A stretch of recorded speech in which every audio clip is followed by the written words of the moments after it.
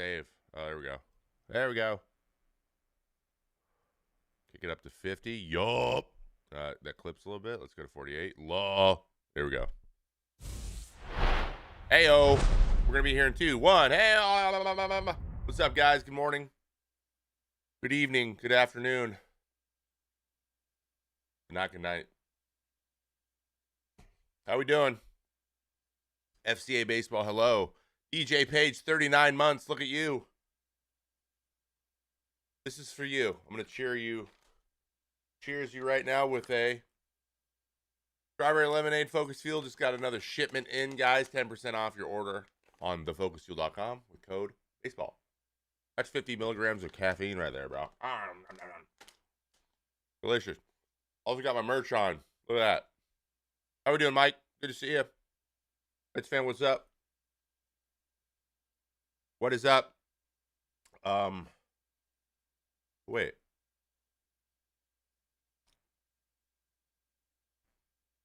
Oh, this is my mic setup. Oh, okay. Hell yeah, dude. Good morning, good morning. Saw one of your vids. You put my question in the vid. Thank you so very much. Made my day. Hey, that's awesome, man. I'm glad. I'm glad your question got in. So I was wearing the dad hat version of my JPT merch. Guys, this is now available. This is the Mets version. I have the Twins, the Yankees, the Dodgers, the A's, the Mariners all coming out too in the next day or two. So look out for that. But this is the snapback version. Then I have the dad hat version too. I don't know where the dad hat is. I wore it all day yesterday. I actually like the dad hat a little bit more, but I don't know where it is. So, yes, I do know it looks like the NPR logo. That is a little bit on purpose. Just a little bit. Volume's kind of low. Really? Are you sure? Or was that from earlier? What up, Danny? What up, Nick? How we doing? I can turn it up a little bit. Good. Is that better? Do you already do the David Bednar stream? No. What? This is it. Isn't that in the title? I just started. I found a lot of good stuff on David Bednar. I did, but we'll get into that in a little bit. I like to just let everyone filter in and chill and hang out and be around. You know? You guys know? You know. You know. You know? You know. You know. Trevor, it's officially Baby Due Month for you and Kate Wu. What? No way.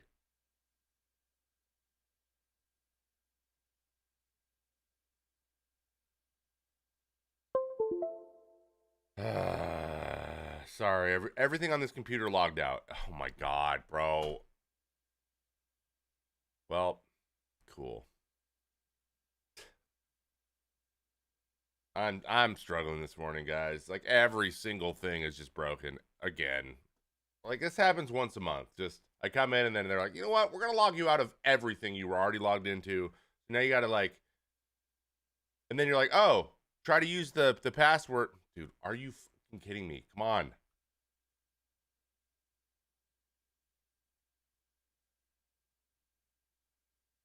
There we go. This password is incorrect. How is the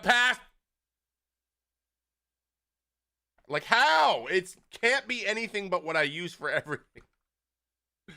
It's crazy, dude. It's amazing how I use the same password for everything, and yet it's not the password for anything. Does anyone else have that experience literally every day?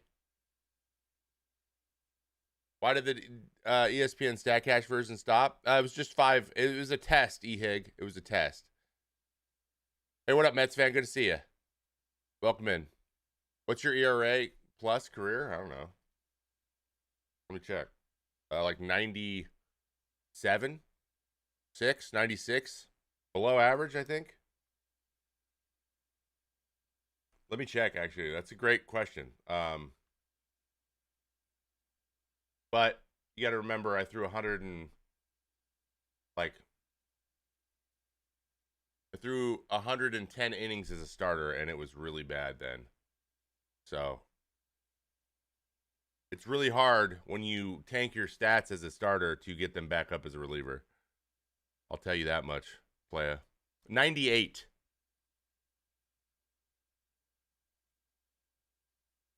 But I'll show you right now. I had a 50 when I was 24. 102 at 25. I don't know what's happening right now. What is going on? Okay, it's just like screenshotting for no reason. But then as a reliever, 135, 155, 113, 112, and 128. So I was much better as reliever.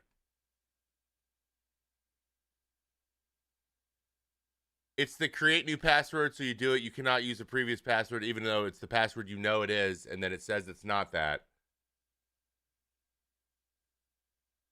So on and so forth forever. Yeah, I hate that shit. How hard was the decision to retire? Very, very hard. It's very hard to decide to retire. For a few reasons. The biggest one being you don't want to leave money on the table when you don't have to. Okay, let me get a little bit of background music going. I want to do a little Spotify somehow never knows what I'm looking for either. Man, I really wish today was going about a little bit easier. That's what I wish. It's okay though. We're gonna trust that it's gonna get better.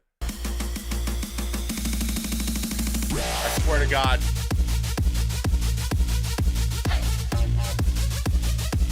Game over if that was you, man.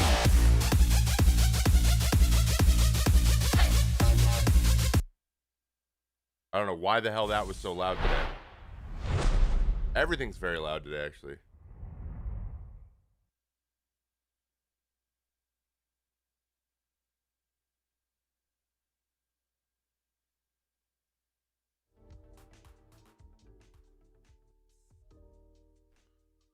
I saw Tim's back on Twitch. Oh, he is? Tim went back too? So everyone left. So YouTube isn't renewing anybody, huh? Holy shit. That's the best thing that ever happened to Twitch, man.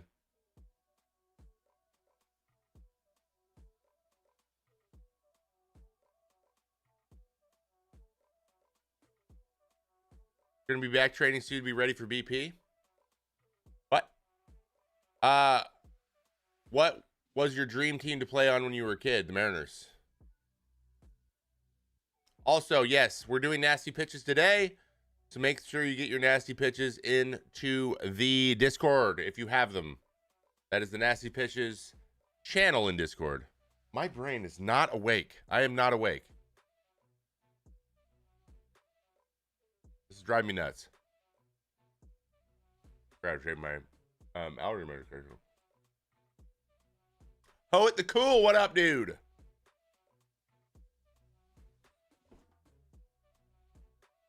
I'm about to just keep eating these until I'm awake. Who's the best hitter you pitched against? Mike Trout, Shohei Ohtani, Aaron Judge, Juan Soto. I've pitched against them all. I played for 10 years. So pick one. Whichever one you think is the best, that's the best one. What kind of Mountain Dew is this? Kickstart. Tropical pineapple mango. Mango pineapple? Pineapple orange mango. Not sponsored, by the way. See the Michael Harris catch? Yes, I did. Saw the Michael Harris catch. I saw the Travis Jankowski catch. We got some catches, Fram. Energy drink, kind of. Not really. It's like one of those, like it's only 90 grams. So it's 90 grams of caffeine. 90 milligrams, which is a cup of coffee. So it's 1 cup of coffee. There's 80 calories in it and 19 grams of sugar total. So it's like kind of like it's sparkling juice. It's 10% juice, but it's a boosted soda. Yeah, it's a lower sugar content, a little bit of a lighter drink, but yeah, it's still was Acuna hard to pitch to? I mean, yeah, he's great, but like he didn't really get me at all. So I had a lot of success. I think he was 1 for 6 with 4 strikeouts against me.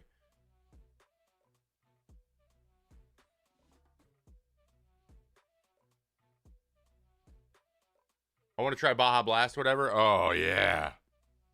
Yeah. Did you need to take much BP being a pitcher? Only when I was a starter and there was still pitchers still hit. So after when the DH came in, it was never. I haven't hit actually since the DH came in. So, yeah, I guess it's an energy drink. It's delicious. You guys should try it. I mean, I'm trying to not drink these anymore. This is my last one. I have like a mini fridge full of them. The last one, so I'm going to go black coffee from here on. I'm trying to lose a little bit of money. Lose a little bit of money? Lose a little bit. Wait, bro. Wake up. What's the most unlikely hit you got in your opinion? Like against an elite pitcher? I didn't have any hits, Parsoon. I only hit 3 times.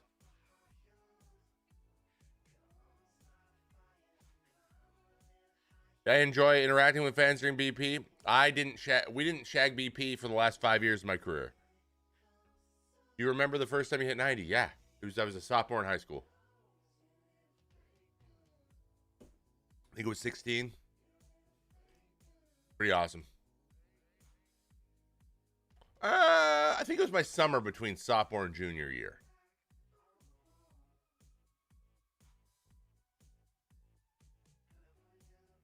Connecticut. It's right by New York, Danny.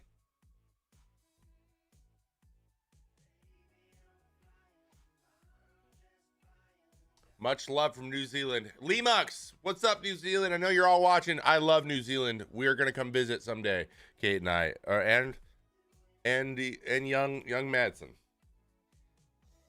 But that is our big place we want to go to.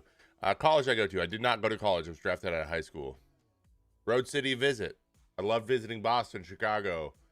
From time to time, New York City. New York City can be a lot, but sometimes I was feeling good about it. LA's okay. Hotel's cool. Trying to think anywhere else cool we stayed. I always liked Chicago because we were always like near Michigan Ave, and there's just a lot to do. A lot of restaurants around. You could walk anywhere. What up, Ian? How we doing? CMJ 41 months. Let's get some love in the chat for CMJ 41 months. Guys, really quick, let's do some housekeeping while you guys keep filtering in. The upcoming schedule will always be on the Twitch channel, though it is not right now because I forgot to do it this week, but it will be. Trust me. We will be doing Monday from here on out. Right now, we are in hunker down. Baby is due at some point in the next couple weeks. Actually, his due date is in 3 weeks from today, which is also my birthday. So, my guess is he'll probably be a little bit early. I don't think a lot early, but a little bit. So, stay tuned. I mean, I'm right now, the only thing I am routinely planning is this show every morning, 8 to 10, or every Monday morning, 8 to 10. As we get in the swing of things and the off season comes, this might actually increase in we might do it another time in the week, and maybe do general sports, not just baseball. I haven't decided yet, but this is Monday. It's gonna be at this same time every single week from indefinitely.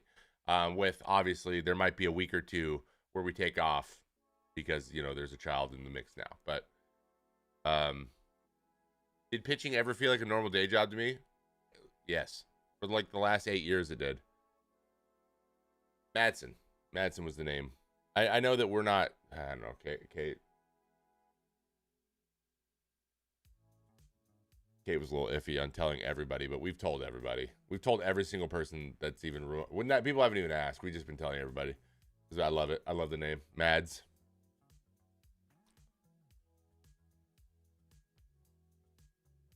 Nastiest pitch I've ever thrown was the sweeper to Dylan Moore last year. No, it wasn't to Dylan Moore. It was to Tom Murphy. You still have your first strikeout ball? I do. Yes. Is there any pitch you wish you added to your bag while pitching? No. I threw them all. I tried them all. Woda Wicks with the brand new sub. Let's get some Team A1s and Team A dances in the chat room.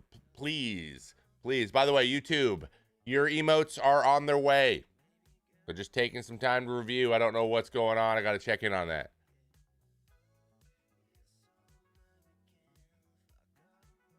Your thought on Trevor Bauer? I've already answered that question every single week, forever. It's also not how you spell his name. I don't have any thoughts anymore. I'm all thoughted out. I don't think about it very much. He's a good pitcher. Are you hoping the boy's a lefty? No, I don't. I'm not going to force him to be a left-handed. Just in case he doesn't want to pitch. Because if you're left-handed, you can only play first and the outfield. Or pitch.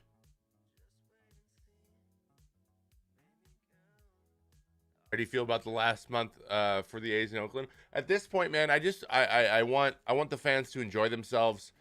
I want them to be able to have, be able to like not be so angry and just enjoy it. Like I understand it's really frustrating. I'm frustrated by it. But I hope they can find a way to like just kind of think about the good times and then pull that Band-Aid off. Just get it over with. Like at this point, if I'm them, if I'm speaking from my own point of view here, but like I'm just like, okay, come on, let's just do this thing so we can move on. I just want to move on. I'm exhausted. I just want to stop thinking about John, right? I know there's a lot of people who are like, you know what? I'm gonna try to keep a nice, a happy spot in my heart, and then just let it go, right? Have you thought about doing baseball tutorials and practicing with your kid when he's of age? I am probably not going to include him very much in content, guys, unless as he gets older, he is requesting to be part of things, fun stuff. But posting my kid on the internet is going to be something that he is going to have to work out. He's going to have to navigate a world where every single person thinks everything should be on the internet all the time.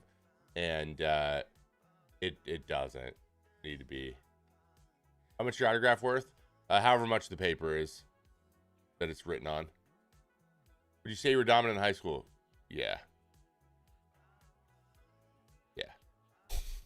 As a fourth rounder out of high school, struck out 126 innings in 68 innings. Or I struck out 126 in 68 innings in my senior year, which is like 17.5 K per nine. Personal life doesn't need to be online. I mean, it doesn't need to be. I don't know. I've been chronically online, especially since I retired. I was chronically online before, but like at least my job made it so I couldn't be online. And sometimes I'm filling time a little bit with more, doom scrolling and brain rot. And I'm realizing that a lot of the stuff I'm seeing is people commenting on just people's like personal, like people's relationships where they're just like they don't have a very good relationship, but like it's not like, I just like I was like, okay, I want to know when people are like menaces to a society, we need to stop them because they're abusive or whatever. But like now people are talking about things as if it is an abusive relationship when they're just like not very good. They're not very compatible and they just like aren't very nice to each other. And I'm like, dude, this is not something we need to know about at all. So I found that I was constantly getting stuff like that more and more and more, like this reality TV stuff, but like it was like manufactured drama. I was like, oh, I don't like this at all. I'm an adult. This is bad. So that's kind of where I am. Do you think Roki Sasaki gets signed this year? I know he wants to. I bet you he wants to, but there's actually a lot with the barrier between going from Japan to America that I don't know about. Do you think the Mets will make the playoffs? Oh, it's a coin flip, man. Here's Sabrina. I'm like this.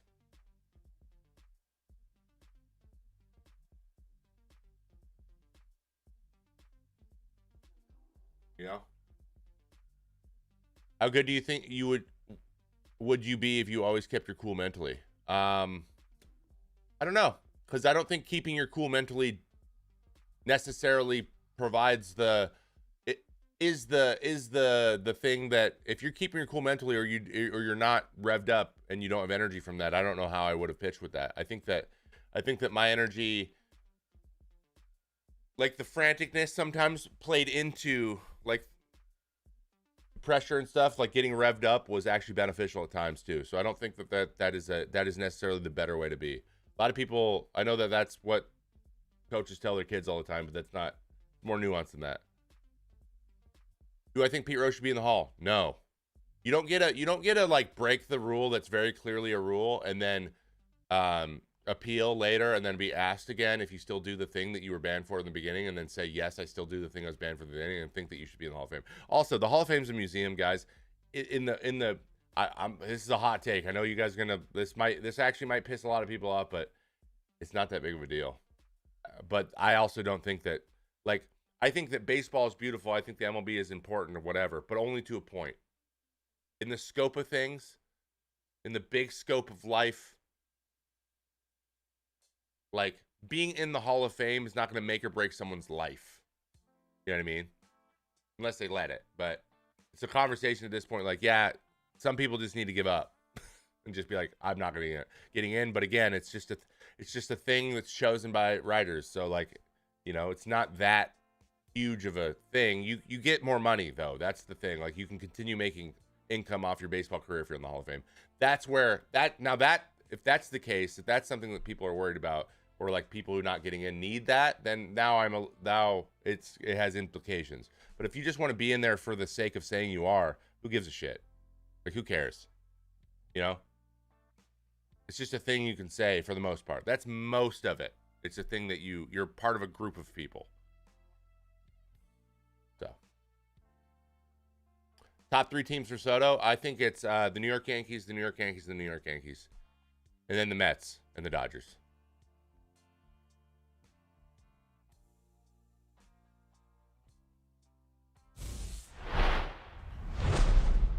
With the Lindor getting the stats to make the case for MVP, will we get the Nodders in another show MVP run? I think if they make the playoffs, it's going to be a really, really, really close call. They got to make the playoffs, though. If they don't make the playoffs, it's Shohei. Like, because the Dodgers are going to make the playoffs. So, the only way Lindor wins is if they make the playoffs. All right. So, schedule. We already talked about that. My merch is available. The JPT hats are available now, too. And they are available on YouTube. So if you guys are on YouTube currently right now, by the way, if you are not on YouTube, go over to YouTube, please. If you're not on YouTube, go over to YouTube and click on the stream at the top here and click like. Thank you. Like the stream. Thank you so much. But if you want to check out the store, you can check out the store here. This will just take you there. If you click on From Trevor May, all products. Here's the hat. This is the hat I was talking about. By the way, these things are stupid comfy, guys. These hats are stupid comfortable. Big fan. It's cool. You can get different bills, different colors. There's like a blue one, a white one. You can go full Pete Rose if you want with the white one. We got the t-shirts and the stickers. So you can check those things out if you want. Just thought I'd drop that in.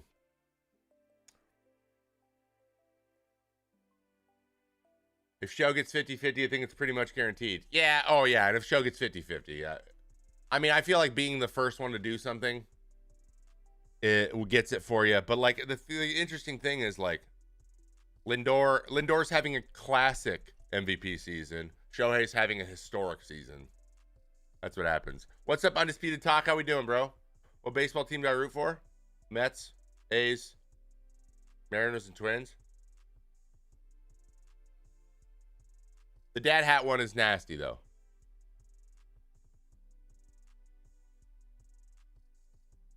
Dodgers could win 100 games without Shohei. Yeah, but they're not going to win 100 games with Shohei, so I don't know how you make that case. Do you think what do you say? Do you think the Braves are falling apart? No, I think they lost 3 or 4 to the best team in their division. That's not falling apart.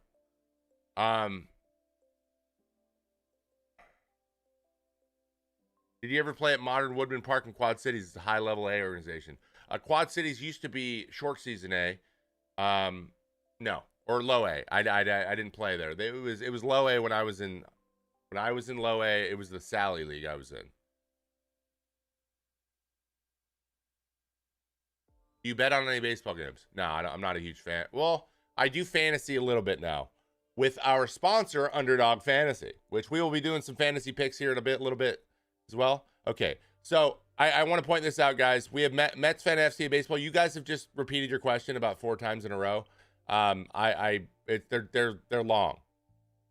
My favorite MLB moment for myself, making my debut, and my favorite Mets player currently, don't have one, but I'll say Lindor's up there with how he's playing. Let's just say that. There's tons more people doing better. Kinda. But if you look at his last 4 months, he's hitting 300 with 30 tanks. And also, he's one of the best defensive players and has been for a long time. And overall, his production is incredible. Also, he's like the first shortstop to hit 30 home runs in 2 straight years and for a very long time. Thinking of writing a book? Possibly. I don't know when I'm going to find the time, but possibly. Sorry. No, don't say sorry. I'm just saying, like, if I haven't answered it after 3 or 4 times, just know it's probably on purpose at that point.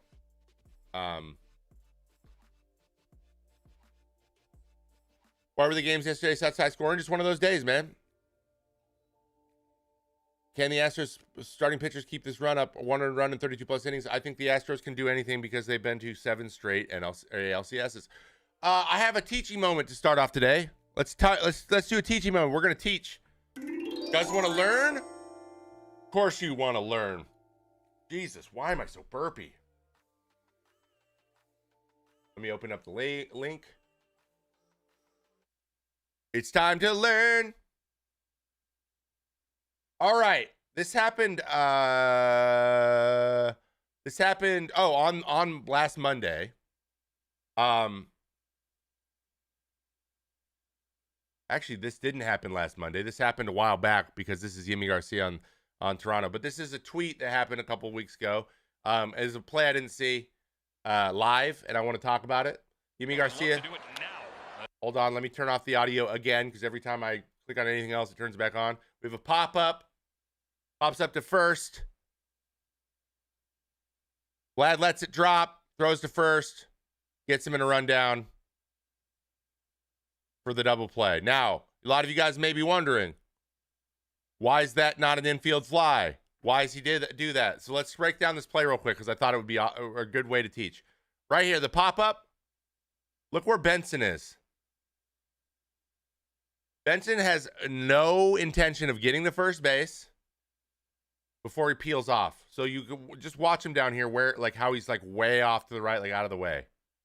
Just jogging nice and light. So the reason this is, he's assuming it's going to be called an infield fly, but because it's so high, it's not called one. Basically, they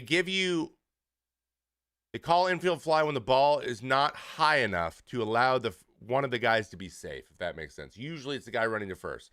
So if he ran hard, he could have made it easy. But because it was so high, they deemed it, it's high enough to where the guy running to first base can make it. So there still will only probably be one out. So this is his fault. Because he was jogging, Vlad saw him in the corner of his eye, not running hard, was like, I'm going to let this drop because we can get him at first. And then he has to run. He has to run. No, you don't need a runner on second. Infield flies are to deter players from manufacturing a double play. They're only called if the ball's dropped, it's an auto double play. This one wasn't called because it was high enough for the first baseman to get to first easily before he drops the ball and throws it out. He just didn't run hard. So he saw him not run hard. He saw it was high. He was like, this isn't going to be called, so he's going to let me get a double play here. So that's on Benson. It's not on the umpires. It's on Benson. And that's what infield flies are for. They're trying to avoid the free double play. But the runner can still give the free double play if he messes up, which he did. And this is a huge heads up from Vlad, dude. Huge. So they throw to first, they get the force out, and then the guy on first has to run. He has to because it's a force out. So because he has to run, okay, so the funny thing is once it dropped, the first baseman could have noticed Benson was going to be thrown out easy. He could have stood on first and be fine and been safe. He would have been safe if he stayed on first. However, he panicked and ran because everyone would. No one would really notice. And so he could have stood there, but he took off. It was like, I didn't have to run there.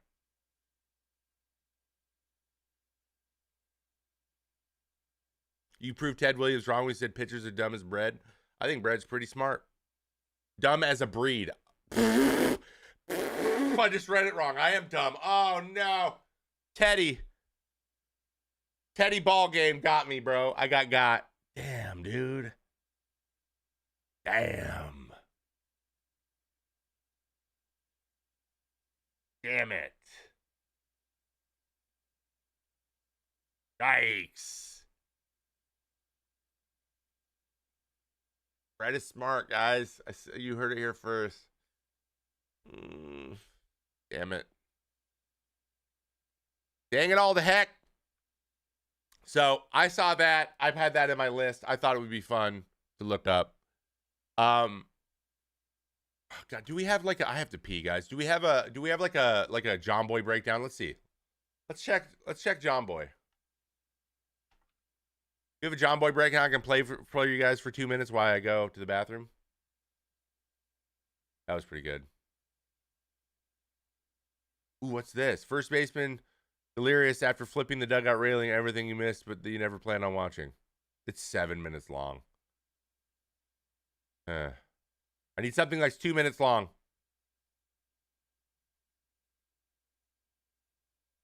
How long is this one? 28 seconds. Let's just do this. I'm going to play this real quick. Go home game in the Northwoods. Hey, make sure that you subscribe. Tomboy's Burns breakdown. This one? Yeah, I love this one. I'm going to hit that with a like.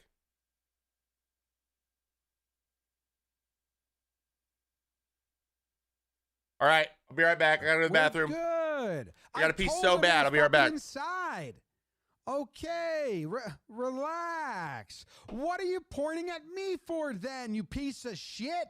Oh my goodness. This breakdown is brought to you by SeatGeek. Thank you very much to SeatGeek for sponsoring this breakdown. Burnsy's upset. The ump's upset. They're going back and forth. It's getting heated. He's staring at it. Whoa, dude, that is the opposite of relaxing. I haven't been yelling at you.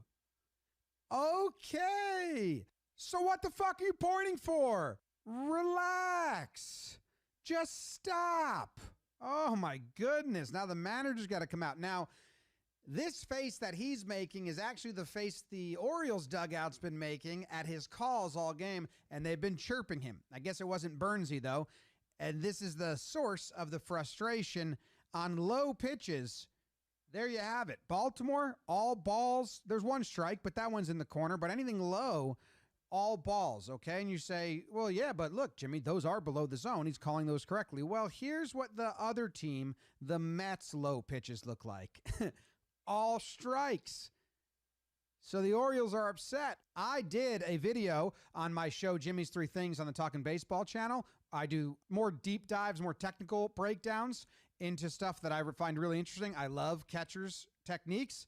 So here's a breakdown of how these two graphics came to be, how the low strike got called two completely different ways. Here's a big difference. Alvarez is off to the side, letting Tumpain see. He sees the whole lane.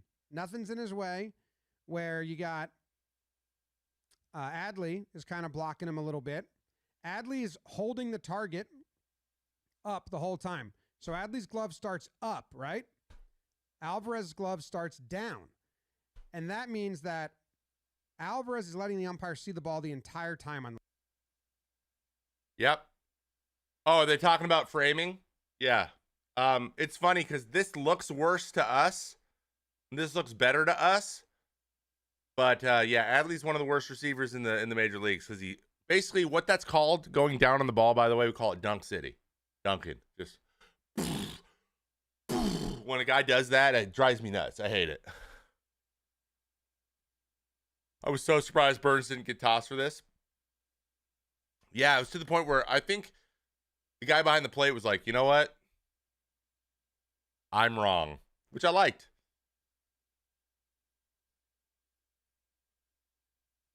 We could do a video on receiving, by the way. I know all about it.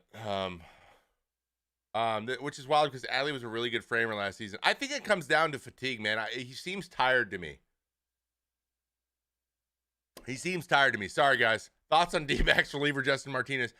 Hey, chat that was here for our first reaction to Justin Martinez. How do I feel about him? He's amazing, bro. I love watching him. I love watching him pitch. Seriously, love it. Love it so much. I feel much better, guys. I feel like I'm warming up finally. Waking up. I think today was just a mega caffeine day. Also, Funny Redemption, hello. Saw him pitching nasty. He's freaking nasty, bro. How I feel about Bowden Francis? He's also very good. It's funny, he's pitched a lot better as of late. But he's a little bit like Ben Joyce, right? He's had a couple just absolute implosions, which is going to happen when guys are that young. It's just the way it is. So much of being a shutdown reliever is up here. Like, actually, I'm going to put this out there right now. Yogi Berra was right, guys. I'd say it's 20% physical, 80% mental out in the bullpen. Because I've seen guys like with very little stuff be very successful relievers. Like, look at Houston Street. You guys remember him? Yeah, I threw that out there.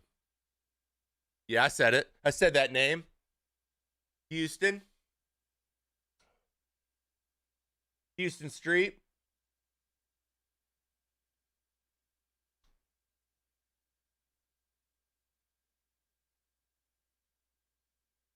Okay, actually, what I'm going to do is I'm going to pull this. So I have our main story coming up, guys. I have a couple main subjects. And by the way, 90% mental, 50% physical. Exactly. Is that strategy or emotional? It's both. I think that strategy is, I think the emotions are more important than the strategy. Yeah.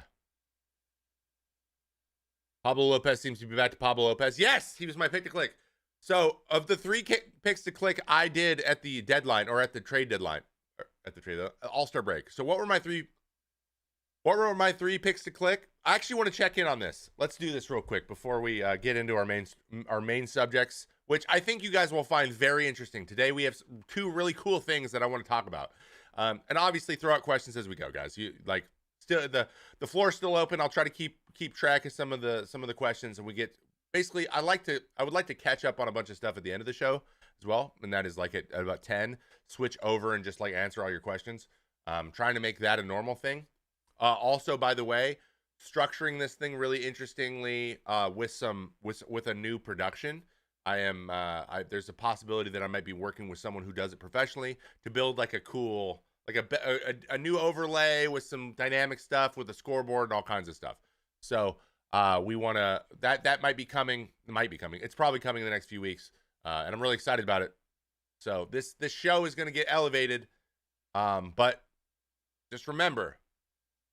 The main point of doing this like this is because of you guys. I want to be able to read this. So this is never going to turn into an intentional talk situation where like I take note. Like it's going to be, the chat is going to drive this thing forever. We're just figuring this out. Okay. So the 3 picks to click. Hold on. Let me, my 3 picks to click going into the All-Star break, or coming out of the All-Star break were Pablo Lopez, Blake Snell. Yeah, we all know how he's doing. And Austin Riley. Those were my 3 big. These are the 3 guys that I thought were going to pick. That we're going to click in the second half. And let's see how they're all doing. Pablo. Let's just, let's pull this up. Let's do this. Pablo Lopez, MLB. We'll just check out their recent stats. Then we'll go Blake Snell, MLB. Then we'll do Austin Riley, MLB.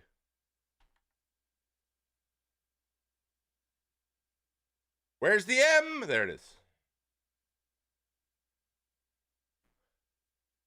Riley's injured, but let's see how he was doing until he got injured again. All right, Pablo Lopez. He's got down to a 4, but in his last 7, we don't have the last 7, do we? Oh, yeah, we last 7. He's got a 5-1, 201, 44 innings, 105 whip.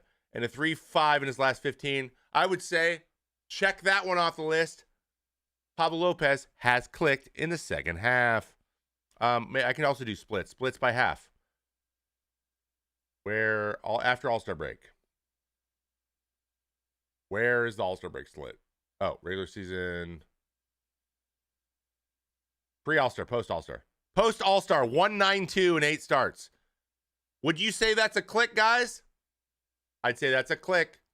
1 for 1, Blake Snell. Post-All-Star, we're splits. Post-All-Star, 161 and 8 starts. 22 hits allowed in 50 innings. Would we say that's a click? Check. He clicked, baby. So that's 2 for 2. And then post-All-Star for Austin Riley. I know he's hurt. But let's see if he continued playing well until he was hurt. Post-All-Star, 254, 794. How many homers? 5 homers. 7 homers. Post. So he's got 19 homers, 50 RBIs, 56 RBIs, 800 OPS. I'll give a check. He's better. He was playing better. He got hurt again though. But you know what? I'm gonna give myself a half check. So let's go 2.5 out of 3. I'm really smart. That's what I'm trying to tell you. Can we look at Alex Vesia? We can. A little bit later. I'll put it on my list. Okay. Now, we have a little bit of a main story here. How about Spencer Schwellenbach second half? He's been pretty good too, man.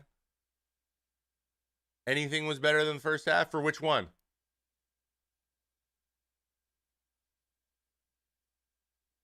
Were you more proud when you were first introduced to a baseball video game or the All-Star game? Well, I never made an All-Star game, doggo, so I've only had one of those experiences.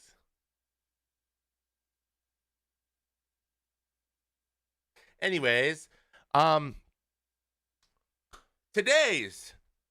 of our today's main subjects is about how writers can now help out specific teams.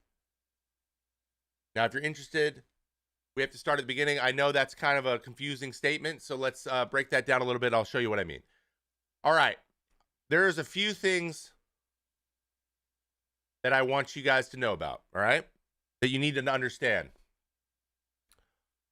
We have a new thing called award incentives that was put into the 2024 or the 2022 CBA. 2022 or 2021? 2021 CBA. Oh my God, it was after 01. Or 2101. And it is the pre-arb pool, which if you guys remember during the lockout, we were all arguing with each other. We wanted $250 million. They wanted to put like $12 in, and then we ended up meeting nowhere near the middle, and then the owners won by a lot. So the pre-arb pool. So how do writers have so much power over contract incentives? Let me explain that. The pre-arb pool, a pool of money that is distributed to award winners and is based on WAR. This is for people who are between 0 and 3 years of service time. They are not in arbitration yet. That is phase 2 of your career. Free agency is phase 3. So you're in phase 1 of your career. In 2022, MLB expected to distribute $10 million to award winners and $37 million based on WAR. So like you could either basically the top WAR getters. I don't know which WAR they use. Frankly, it's probably some other third party MLB's version to make it a little bit lower. But you get paid based on the amount of WAR you are, in addition to your salary, which is nice. It gets younger guys paid earlier. So the pre-arb pool is cool. I think that's a good idea. It's a good way to get young guys paid a little bit earlier for their contribution to the team. So you can't just pay a guy minimum wage and have him be your best player. That makes a ton of sense to me. We have this argument here. This one's talking about Gunnar Henderson received the largest amount in season's $50 million pre-arb pool. This is this year. Because he's so good. So Bobby Witt Jr. would get $12 million. I don't know that now that he's on a contract. I think this goes away. He's not eligible for this anymore, but he would be paid an extra $1.2 million on top of his salary had he been continued to make the minor league or the minimum wage. So basically, these guys add value to their team. They get paid. This is it's basically a bonus on top of their on top of their salary. And then if you win like Rookie of the Year, you get an additional amount of money. So you can win both, like Corbin Carroll, Julio Rodriguez, right? Well, actually, never mind. If they never reach ARB age, and they're still 0 to 3, so they get it even if they're on a salary. That's awesome. That's awesome. So this is all really cool, right? This is just, but this is based, this is like, this is how much value added. Here's your bonus. I like this, okay? So that's not what I'm talking about, but that is one of the things that goes in. Then we have the All-Star game. There's bonuses for the All-Star game. This applies to the young guys, right? The winning team receives a $25,000 prize. If you get mic'd up 10,000, you get food benefit, and you get $1,000 in spending cash, and then you can there's also bonuses built into like I had one right with the A's. Had I made an All-Star team, I think I would have made 50 grand. Cool. Like that's awesome. That's sick, right? That's cool. But that's an interesting one because fans can vote you in, and then you get your incentives even if you didn't really deserve to, right? So like that's one thing where it's not quite performance based, and you get some money, but still, it's interesting. So technically, it could be manipulated if it's done right, but it's not easy to do. But then we get to the final one, the PPI, Player Promotion Incentives. Now, this is the one that's interesting and a lot of people don't know about. And when we were negotiating, we were talking through the CBA, this was an oversight. We did not think about this very well, and I didn't notice it until someone mentioned it to me recently. So, like, that just, I didn't know. If I didn't notice it, speaking of Rookie of the Year, do you think Sedane Rafaela will win AL Rookie of the Year? No. No. No offense, but he is. No.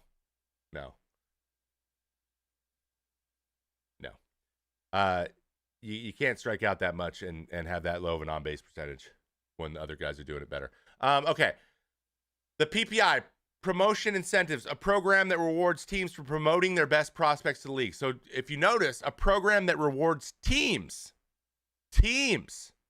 not players, teams, the organizations for promoting their best prospects to the big leagues. Now, the best prospects coming up is good for the players. Teams can also earn a draft pick after the first round if a PPI eligible player accrues 1 year of service as a rookie. So if you bring up a young guy and he gets a full year, you could get a draft pick. Factors into a major award, meaning if the rookie wins MVP or Rookie of the Year, then the team gets a draft pick. Places in the top 3 MVP Cy Young voting prior to qualifying for arbitration. They have to be 0 to 3, and if they are, the team gets a draft pick. These last year are heavily influenced by writer sentiment. Should this be the case? So this is what I want to ask you guys. The Rookie of the Year, the Cy Young, and the MVP, these things are voted on by writers.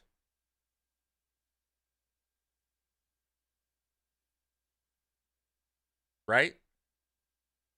And writers can vote for a guy to get Rookie of the Year, and then that Rookie of the Year, if that guy gets the Rookie of the Year and he's been up all year, then that team gets an additional draft pick. So if you think about it, it'd be very easy to get writers to all get together on something and get a team a draft pick. Is that crazy? Does that feel crazy to you? Now, I'm not insinuating that anyone is doing that. Like, I don't see, there's not really a lot of incentive to do it, right, for writers. Like, I think writers are fine. I think that I like that they vote on stuff and that they have it's an outside perspective and they watch more objectively than people in the game. They really do. Their separation is actually they can find themselves being less biased because they didn't play with anybody, doesn't know everyone, in a close way. That's good. But the fact that it gets a team a draft pick, how did the players, and now I'm thinking about it, how did we agree to that? Like, how did we say, oh yeah, the writers choose those things and that'll give some teams draft picks and other teams not draft picks? That's crazy. Now, I know there's the incentive to bring the guy up. That's what we wanted, and that's probably what blinding us to it. But again, I don't think we thought about how these awards are chosen very well, or at least maybe factoring in the idea like maybe it's more of a balanced choosing of these awards as opposed to just being writers. I don't think a writer would. No, I agree. But again, those are just like, we're just guessing. We're just saying, yeah, it'll probably be fine. But there's really no rule. There's nothing stopping it from happening, right? So like over time, which that's what happens. The longer things like this exist, the more likely they are to be abused because it becomes normalized. Just think about like lobbying in politics. Lobbying in politics is an absolute joke. If you really think about it just objectively, you're like, how does this make any sense? Like, but it just became normalized, so we just accept it. But when it was first introduced, people were like, dude, we can't have this because it's going to turn into this thing. And then we're like, probably not. It'll probably be fine. And then it isn't, right? So it's just, it's not saying that anyone's evil or not evil. It's just saying that's what humans do. We find advantages. Base pitchers are doing it. Where the adjustments to finding an advantage in the game, like people are going to find an advantage. Teams are going to figure out ways to get advantages in games. Advantages in draft, the advantages in free agency, like everyone's trying to get advantages. Like it's a competitive thing, right? So yeah, of course. It's kind of leaving that door open, which is interesting to me. But that said, I still trust riders. I think it's fine. Like I think they're going to be fine. I don't think they want to do it. I don't think they want this power either. But I did want your guys' opinion on like, oh my God, how do riders have so much power over a team getting another draft pick, which as we've seen can be really valuable, Orioles.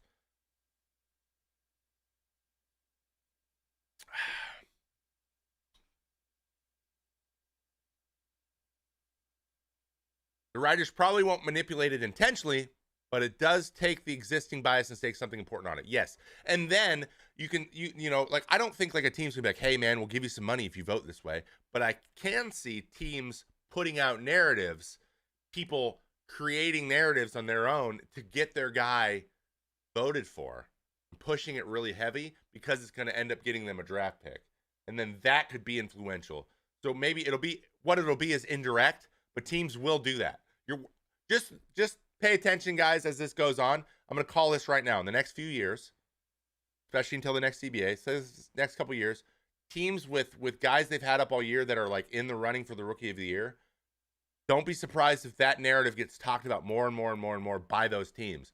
They maybe do a little bit of promotion. They do a little bit of like, they really hype this guy up to try to get him voted in. Just to see if you notice an uptick in that.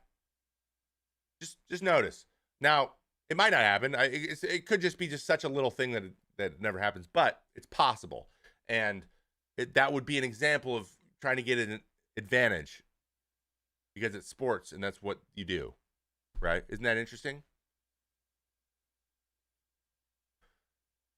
So like rookie of the year like this year, right? Does Merrill or Skeens take it? So Jackson Merrill getting it. I think Jackson Merrill's going to get it because San Diego get a draft pick. That's the interesting thing. Let's use that as an example. Paul Skeens, Jackson Merrill. Jackson Merrill's been up all year, and he's arguably been more valuable. Arguably. He's been very valuable for his team. He's been up all year, but one of them becomes rookie and the other one doesn't. So if Skeens wins, the Pirates don't get a draft pick. If Merrill wins, they do get a draft pick.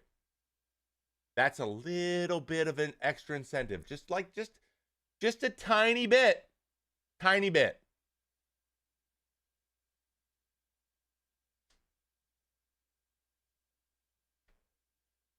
The thing about Skeens is thrown really well, guys, but he has, I don't want to say he's leveled out. He's still really good, but he has not dominated his last few starts like he did earlier in the year.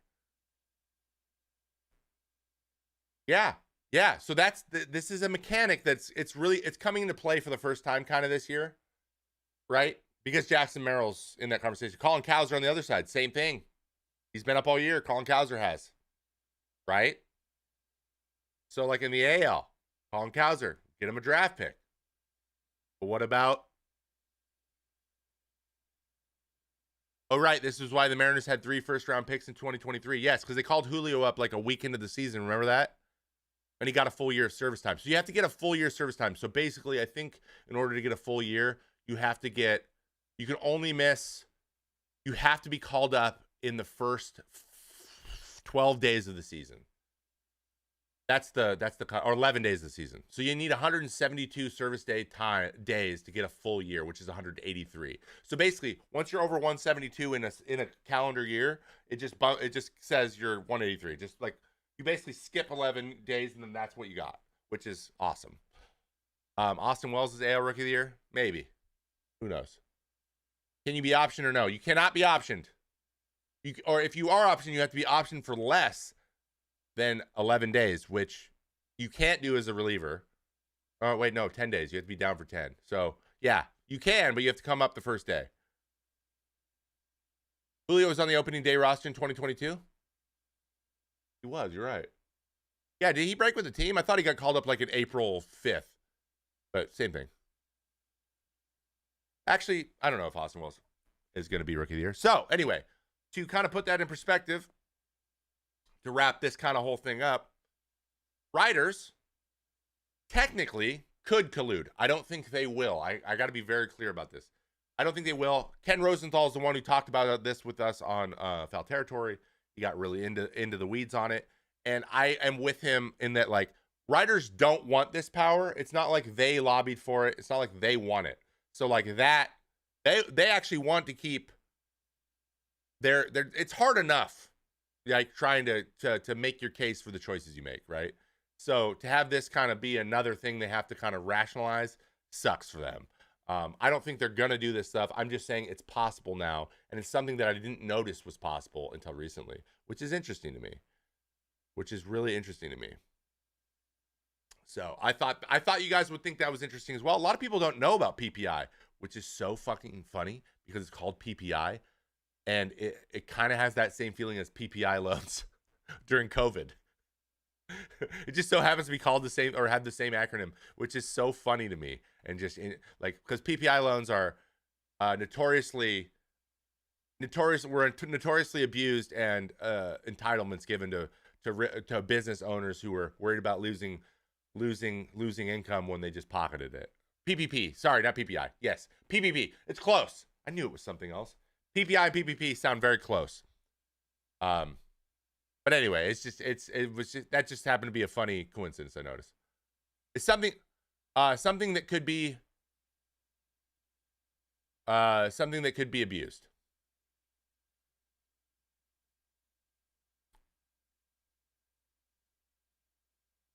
Are there riders you think are really good? Obviously, Ken being one of them. I like Passon myself. I like Passon too. I think Passon's just maybe the most candid of all of them. I think Passon is as close as we can get as a. He's got good hot takes. He's entertaining, and I think he'll go in on subjects that he feels strongly about. But I also think he's pretty thoughtful and measured on most things. That is if I were gonna say there's someone who I would look at to model the type of things that I would like to say. I don't want to just have hot takes just because they're going to get clicks. I want to have hot takes because I have a reason for them. It would be Jeff Passon. So I would say Jeff's up there for me. And I love like Tim Kirkjian. I like Mike Petriello a lot. But he's a nerd. I like the nerdy guys. There are some really good writers, I think. There's the Athletics got some really good ones. And I'll be honest, I am just learning a lot of their names, right? I'm bad at like reading who wrote an article a lot, and I'm getting better at that because like Evan Drellick, I like his stuff. Does Bauer get signed by a team in the hunt? No, he does not. Nice JPT, where can we get them? Hint, hint. You can get them at Fourth Wall, trevormay.shop.fourthwall.com, or exclamation point merch in the chat room. Just punch tickets, baby. trevormay-shop.fourthwall.com. Very hard to say that, but you can pick these up. These are only $27, guys. I just want you to know, by the way, my markups will never be more than 50%. So just so you know that. That's my limit. So I basically go to the 50% line, and I won't mark whatever because each one of these takes a certain amount of money to make. So I just go 50% maximum, and if the nut price is already kind of high, then I'll go a little bit less. But go check it out. So yeah, I make a little bit, but like not a ton. I'm not marketing these things. Like I could charge $40 for this hat. I don't want to. So this is 27. The dad hat's 27. This one's 25. Just $25 hat. Look at this. I'll even show it to you. It's this brand. What is this called? Classics. Oh, so this is the Classics. So this is like, it's got the green bill, classic snapback, the athletic hat. Like this is the quality that like every hats made, and they're very, very nice. And this is embroidered. It's embroidered in. All the colors are exactly the color codes of the team. So this is the Flushing one, and I'll be slowly rolling out all the teams for these two. So hope you enjoy. Mets fan, 45 months. Look at you. It's about the brand, not about making money. Am I right? I am right. You are right. Also, I just want you guys to have some, like, I don't know, stuff to wear to games that's a little bit different. I don't know. I feel like team merch is cool. It's great. But if you want like a little, I think punching tickets is just kind of my thing. It's like my catchphrase. I say it a lot. So I was like, you know what? Let's make some cool stuff that also you can kind of rep your team around. So, but yeah, get it if you want. Don't get it if you don't want to. Right now, I think everything's 15% off in the store. So I'll be constantly doing like little flash sales and stuff where there's just 50% off. We'll do some giveaways. I'm gonna be dipping into the Just Punch Tickets merch quite a bit, and we're gonna be adding different kinds of things, different items. There's gonna be like acrylic pins and I don't know, little cool stuff, koozies, maybe a mouse pad, maybe I don't know, mugs.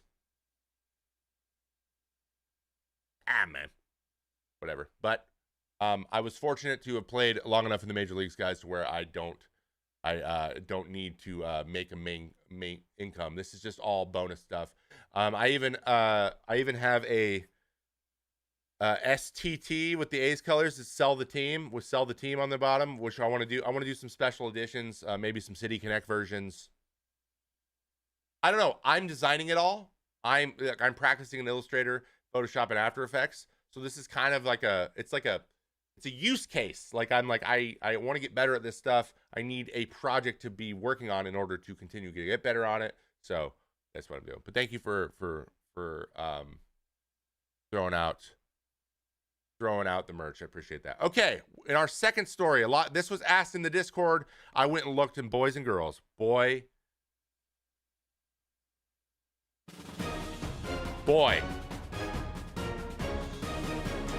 This was asked in the Discord.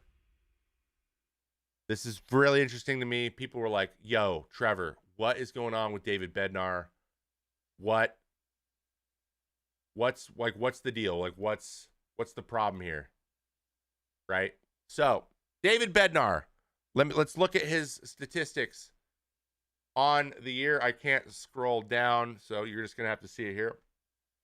David Bednar, if you are unaware, is the closer for the Pirates this year, right? This is his year on the whole. He's 3-7. He's got 23 saves, 6 blown, 47 innings pitched. He currently has a 6.32 ERA with a 4.65 FIP. What that means is he's probably getting a little unlucky on top of other things that are happening to him. But he's given up a little bit more homers than he usually does. But his strikeouts and walks are pretty good. So a lot of this stuff lines up pretty well, but his whip's really high. And I was like, what is going on? But the big thing is he got hurt. He missed 3 weeks in June to July with an oblique strain. Now, oblique strains can affect your pitching quite a bit. He came back from that into the All-Star break and was pitching a little bit better. He had a 5.01 with the sub-4 FIP, getting better, right? Not walking a ton of guys. Since, though, the walks have increased, the hits have increased, the whip has really increased, and he's given up more homers. And I'm interested in what the hell happened after the All-Star break. I wonder if his oblique isn't fully, because he came back really fast from oblique. 3 weeks from oblique is really fast. Really fast. But, so, first thing that could be going on. So this, for those of you who don't know, David Bednar has like a 2.5 every year. He is much better than this year. This is definitely a down year. Definitely riding the struggle bus a little bit, a lot of it actually. And there's some reasons I think for that. All right. So let's do this. Jesus Christ. Hold on. I'm gonna move this over here. I have to pull up some video here because I want to show you guys some video. Unfortunately, True Media decided to log out, and I can't get it to log back in.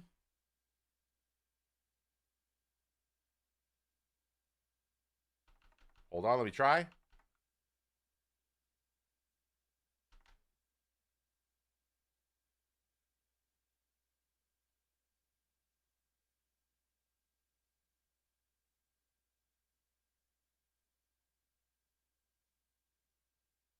I don't know how this is possible. I genuinely don't know how this is possible.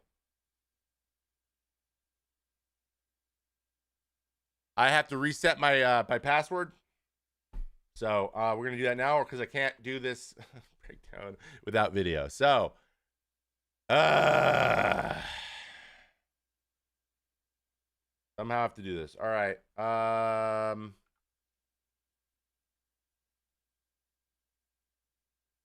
You can't guess it, guys.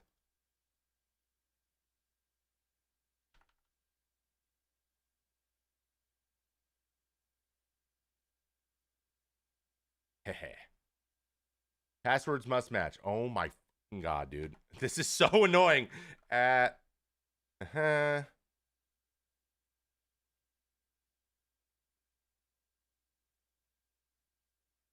Yay! We did it. All right.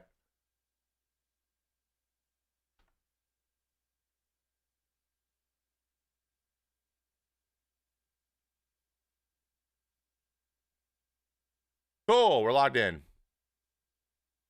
We did it. Made a business on eBay where I sell Babe Ruth replica baseballs.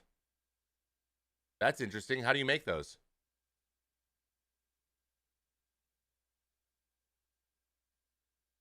All righty. We are back.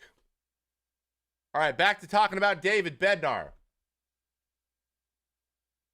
So we mentioned walks are up, hits are up.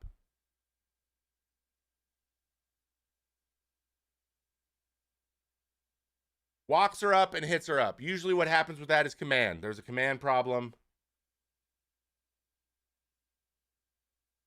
So let's check the Savant and see how he's doing command-wise. So first things first, we'll check out this stuff. Fastball velo, 97.2. No problem there. Has one of the higher chase rates in the league. He's throwing 57% fastballs, and he's throwing 97. So his velo's the same. Let's go look at his movement profile. Like, I was like, okay, his stuff's moving weird. He has the best ride on his fastball he's ever had. He was 11.7 of drop last year. It's 10. It's up an inch. So he's throwing the hardest he's ever thrown, up by half a mile an hour. He has an inch more of ride than he's ever had. His splits not moving as much, so his split's not as good as it used to be. And his curveball's moving just as much as it always has. Right?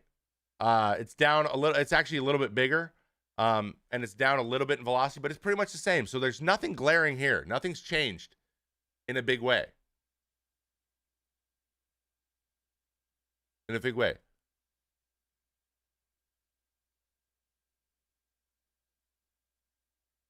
Grant, are you telling me that you forged Babe Ruth's signature on balls and sell them for $35?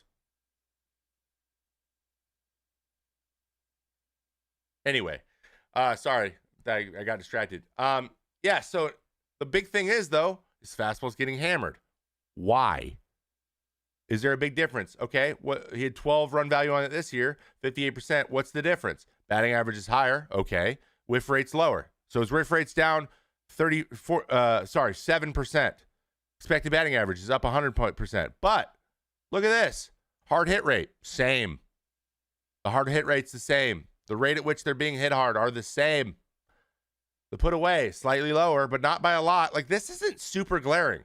So, like, by the way, run value is not a predictive stat, guys. It is what happened. Okay, so, why is that? Let's go look at location. This is where he's thrown the fastball. This is the fastball this year. This is the fastball last year. It's the same. I go, okay, so if it's not the fastball itself, then what is other pitches doing? So let's look at that. Here's 2014. Split right here. Curveball right here. You guys noticing something about the curveball, though? You guys noticing something about this curveball?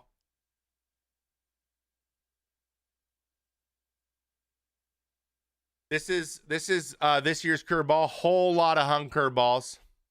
You're 14? If you sell them as replicas, it's legal? Oh, nice, man. Cool.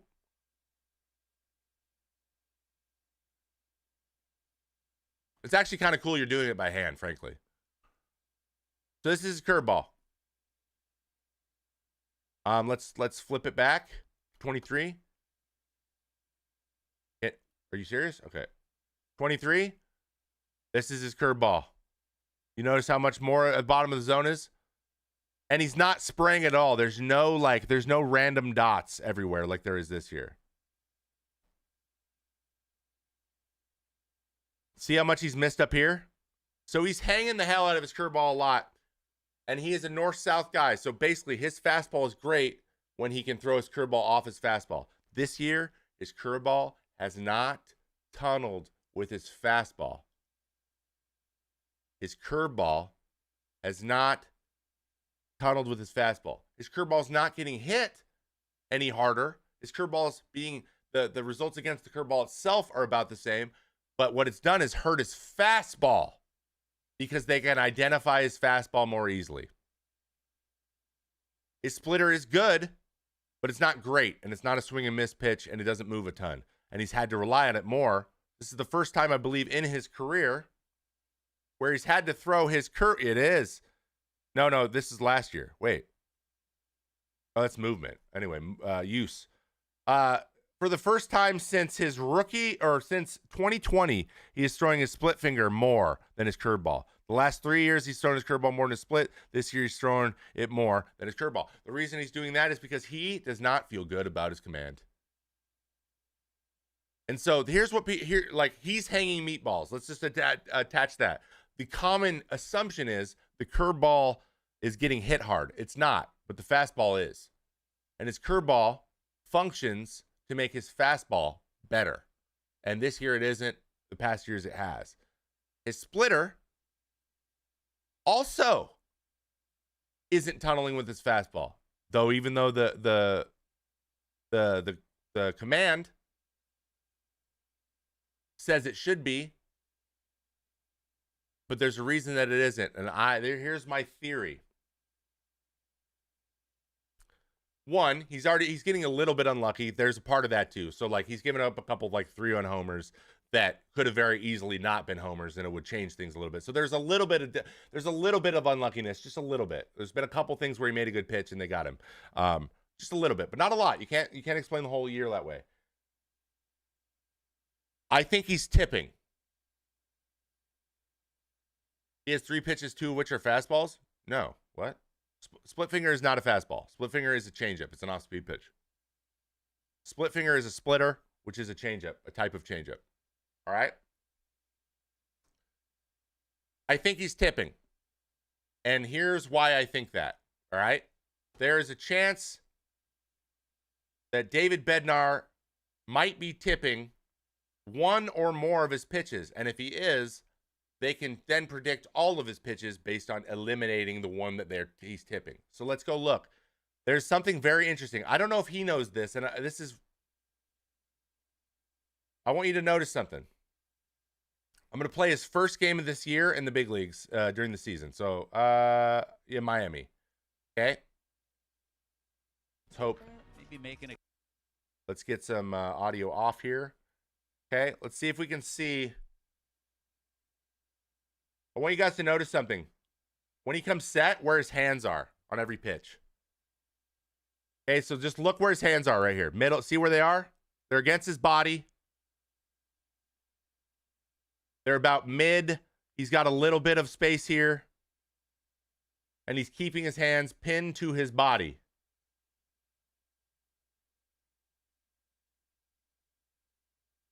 Now, hold on. This is a curveball.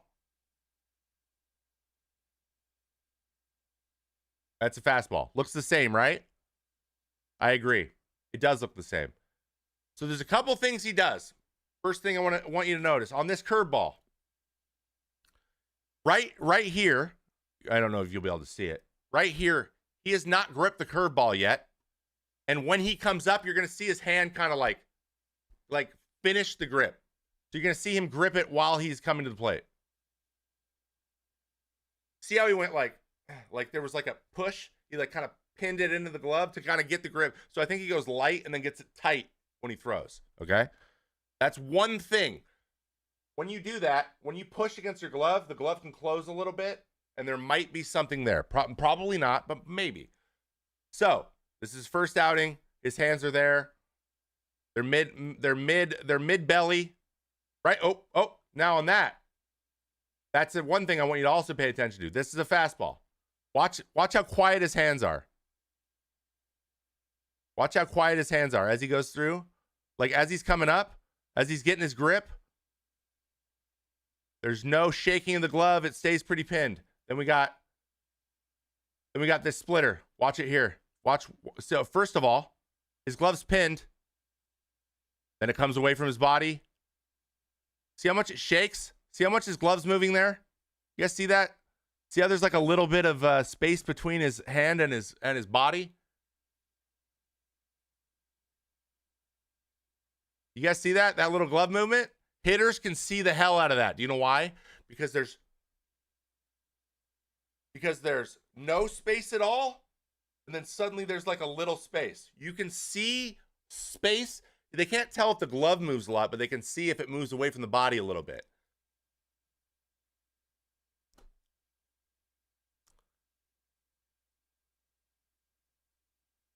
I think he saw that coming. Right? So we talked about this last week. Grip a pitch you don't have before. What he's doing is he's getting a splitter. He has a splitter, right? But it's not deep in his glove. And what he does is when he comes up, he gets the grip tighter. He tightens his grip as he goes. So he has the grip, but he gets it tighter. So he digs. And I don't think he does that on his fastball. So he does that on his pitches that aren't fastballs. He digs right before he throws. So that's one thing that I notice. Really amazing batters can see all this in a split second. They're not like coming up with it in the moment, Gara. They're going up looking for it. So when you're looking for something, it's much easier to see it. You have to look for it. It's not something you just notice. It's something you look for. You have to. It's not an unconscious. I just want to be very clear. Picking up a tip in the moment is not something that happens. They have studied this and they know he might do this, and so they're banking on it. All right. This is the first outing. Now let's go to his most recent poor outing, which he threw well yesterday, 2 days ago. Look where his hands are. So first off, so here's the thing. I would love to ask him about this. This would be really interesting. But now his hands are higher. I don't know if he did this on purpose.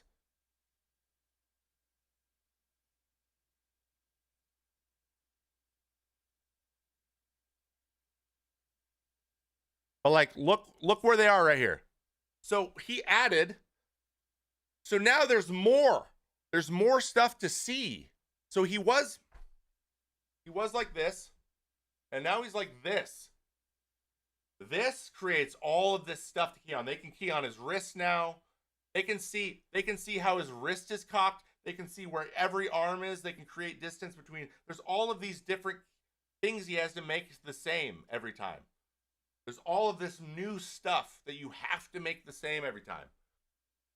It's extra things that you can check in on. So, curveball. You can't see it. Hold on. Let's see if we can get differences anywhere. So, this is a fastball.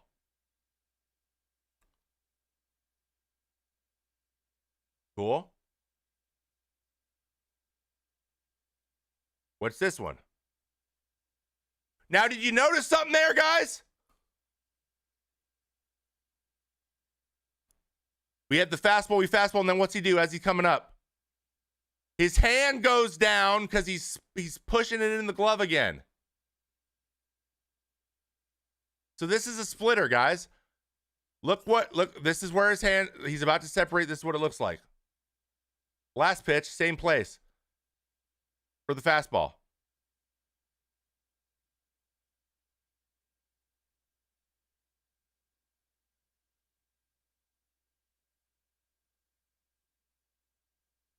Can you see it? See how his wrist is still flat against the top of his glove? But for this one,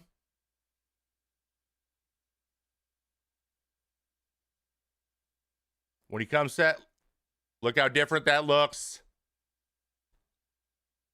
So that's what's interesting to me. Like, if he moved his glove out on purpose, he's making this, he's making the tip worse. Is this replica really splitty? It is this year, Branch. Okay, so this is a splitter, right? So he goes here and he digs, split. Look at the swing on this pitch. Look at Bellinger's swing. Look how excited he is. He's like, there it is. You should not put that comfortable of a swing on a splitter when a guy throws 98 miles an hour. So that for me shows that's a tip splitter. He tipped that. That is tipped as hell. That was tipped. That was 100% tipped. All right, now let's see if he does it on the curveball. I didn't see. Let's see if he does it on the curveball. So he's flat here again. Not as much, but he definitely does it. See how his glove turns, it gets more vertical? He digs when he's about to deliver. And he doesn't do it on his fastball. And it's easier to see when his hands are out here as opposed to here. I did this exact same thing against the Cubs in 2021.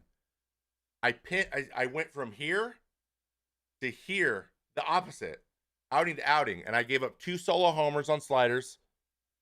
2 solo homers the 2 nights before, came back out, punched the side. Wrist break, lowered elbow. There's all kinds of stuff. Now, what you're seeing, you got to remember, what the hitter is seeing is not, they're seeing either this, they see more of the glove because it's more vertical, or they see more space between the body and the hand, or see how his wrist is cocked? So when I cock my wrist, you see how you can see my arm? Now when I don't cock it, where's my arm?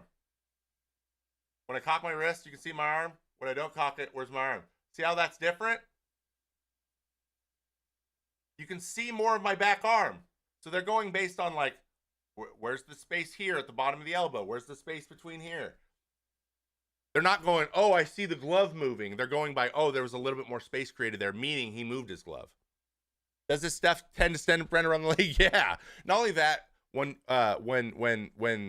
teams get ready to face pitchers, that they notice this stuff, especially if they have guys who are really good at noticing it. Torrey Hunter was great at noticing this stuff. So that's a tip as well. He's just tipping his off speed because of the nature of him needing to dig it. So he digs it. So I think this has hurt him on a couple. So those big moments I talked about that were unlucky, they might not have been unlucky. So let's look at this. I looked at home runs. There was a home run recently that was very, very obvious. Pitches. Here's all the home runs. So, okay, here's the home run. I believe it's a 4-seamer to Polanco. All right? See where his hands are? Watch his hands. Do that. Does he flex his wrist? No, he keeps the same. So basically, Polo's this is a fastball. So it's either off speed or not off speed. Just for reference, this is what the Astros did with the garbage cans. They were saying off speed or not off speed. And then the hitter knew what the guy threw. And so it wasn't slider, changeup, curveball, whatever. It was just it's either a fastball or not a fastball. Right? The location wasn't great either, but it is what it is, right? Here's another one he gave up. Let's see what his hands do. Now again, this one's different again, guys. Look at this. So this is 9 days before. Look where he's set now. Somewhere in between. He's not here. But he's also not here. He's here. He's in between. His hands are I don't know if this is on purpose or not. But you notice now when his hands are like that, he still digs it. He digs the fastball. Yeah, it's down the middle, but it's 98, guys.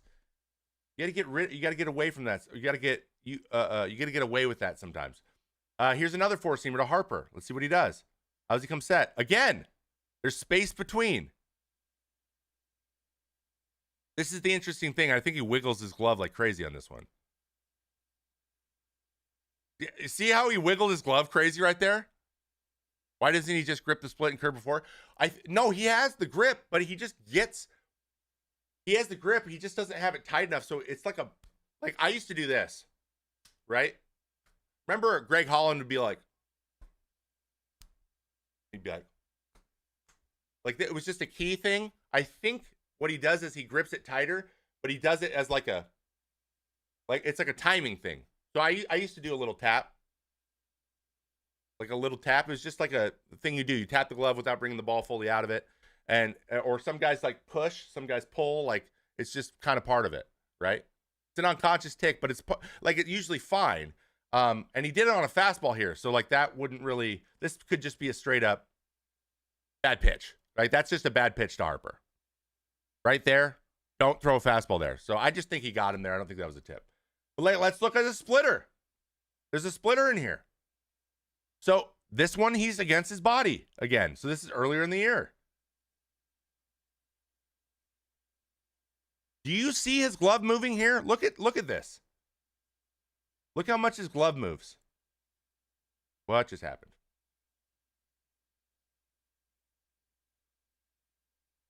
This one, right? Where is it? Okay. He's got a wiggly glove. Another poorly located pitch.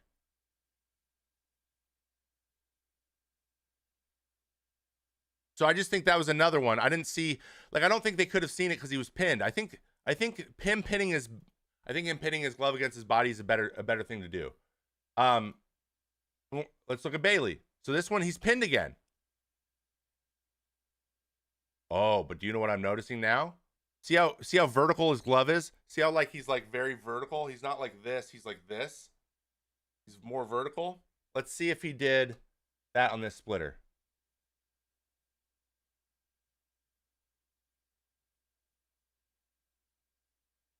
Okay, now I'm noticing this in real time, guys. You notice how horizontal his glove is? This was his splitter. This is his fastball. This is a splitter. And his glove's completely sideways. You can only see the back of his glove. He sees only the back of his glove. This one, more vertical. More vertical. More vertical again. Horizontal. Okay.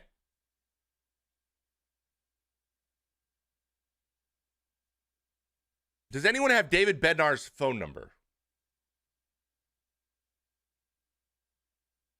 Bednar doesn't really have a pitch he can drive in on lefties. That's just, he doesn't, but he's a closer, man. Neither does Edwin Diaz. I mean, Josh Hader has a fastball, right? So it's,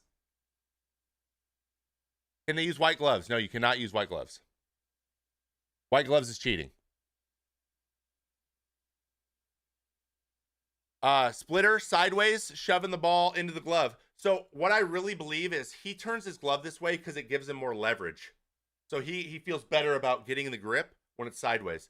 But it's very clear that he comes set.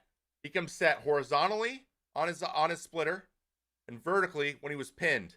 And he's doing the same. And now he's doing a different tip. It's two different tips, guys. Here's my theory. All right, let's wrap this whole thing up.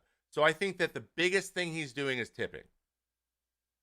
Yes, his curveball is making his fastball less effective, and he's also allowing hitters to eliminate a pitch with a tip. And I think he was tipping when he was pinned. I think he moved his hands out farther to get rid of that tip and created another tip. So I think he has two different versions of tipping this year. But the nice thing about this stuff is it's fixable. So let's look at his last outing that he pitched, recently, because he threw well. Not just homers against Cleveland. Okay, let's see if he does it. So Fastball. Okay, so now again, this could be angle. He's not as far away from his body. But we have fastball. Is a little more vertical. Let's see if he's still doing the turn thing. All right. So fastball. Cool. Fastball. Cool. See, so he's not doing the turning thing. Splitter. Oh, I think we saw it there.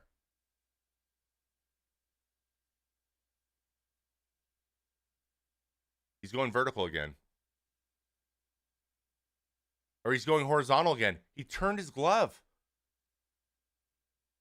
No, he comes set more horizontal. So it's like he moved his hands away from his body, but he's still doing the same thing. So it's interesting to me whether or not he did this on purpose or if he's just trying to find somewhere comfortable. Like it's just like he doesn't know about the tip, but he feels uncomfortable here. And I don't know which one it is. It's interesting because he might know about it. He's just trying some stuff and he just hasn't found it yet. Which I tend to believe that's what's going on because he's been so good. He's been better than I ever have been.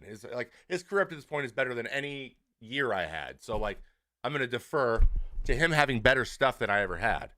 And he's a closer and he's a smart guy by all accounts. So like, let's see what he does. Okay, so this is a splitter. He's more horizontal. Let's see if he does in the curveball. He's more horizontal.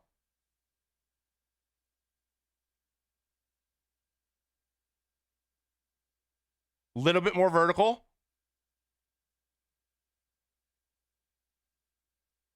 This is better though. Like it's not so glaring.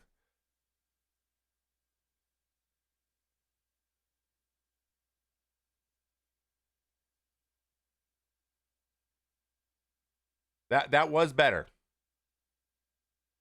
So those are they all look pretty much the same. That looked different. Hold on. Let's go back to that curveball.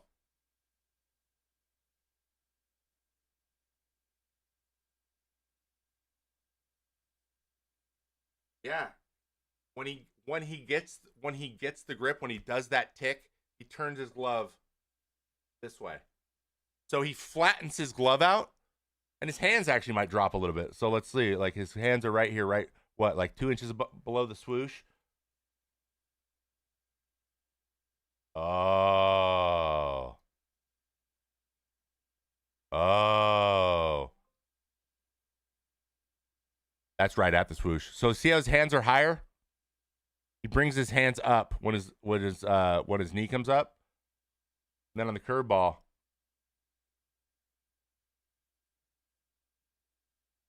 he doesn't. He keeps them still. So there's another element. It could be any of these things. See if the splitter he does it. Does he bring his hands up? No. He turns his hand sideways and brings his hands are just crazy inconsistent. And this is also away from his body, flat and lower. And these things seem really small. Hitters can see them. Hitters, especially J-Ram. So I kind of want to see. I want to see how comfortable the swing is. Not comfortable. But that also looks like I know a splitter's coming or I know a speed's coming, so I'm just going to auto swing. So that one was interesting. You notice this one? He's flatter. Though his hands are higher, his glove is flatter. So he might have got him there. He might have confused him there. Yeah.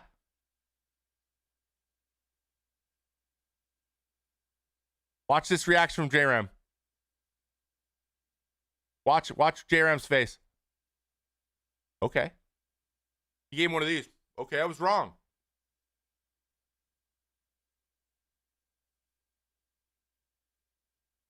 Isn't that interesting? I think he knows, man. I do. Another four-seamer. And he hit it a million. That's crazy. That's crazy. So, what do you guys think? Do you think David Bednar is tipping pitches? What do you guys think? Let me know in the comments below. Is David tipping, and can he fix it? This is just one of those things that's hard to tell, especially if you're not used to it. What percentage of pitchers have known tip at any given time would you say? 80%. I tipped 3 different times in my career. He's for sure tipping. Yeah. Because the stuff, by all accounts, is great. So, but the great thing is, small adjustments. Here's what I would recommend. 1, going back to pinning against your body. And 2, I learned this. I got this from Mike Pelfrey, of all people. What I would do is, I think Ryan Madsen did this too. But you can go glove flat, like against your belly, like just flat, and then bring the ball into it and don't move the glove at all. So I always thought about like creating a little like almost like a little hockey goal of my glove. Like create a little goal, pull it, bring it in, and then go. You know? And then whatever happens from that point on happens. But there are small little things. He's just try to keep his hands as still as possible because he's tipping his pitches. He is. That, and then I think that'll help. That, and then continuing to work on the curveball command and being able to throw earlier in counts at the bottom of the zone. That will also help. And I don't know how the oblique's affecting him right now. I don't know if it's still sore. That could also factor in, but I think most of this is tipping. If he likes to stay lower on the leg kick for certain pitches, just stay lower the entire time. Yeah, pick one and then try to do that every time. I mean, at the end of the day, that is all of what not tipping is. So, anyway, and that's it. That was what's wrong with David Bednar. That was interesting. Hey, Trevor, can I ask something? It's funny of you to ask right now, Matthew. Right now is a great time for questions. Keep asking those questions. Matthew, shoot. Do you think the Red Sox end up making the playoffs? It's a long shot. Long shot. Where are they actually in the standings? 70 and 67. That'll put them behind the Royals and Twins. Yeah, they got to catch. I don't know if they can catch the Royals and Twins, man. I mean, they're still in it technically, but they're about what, 4.5 out.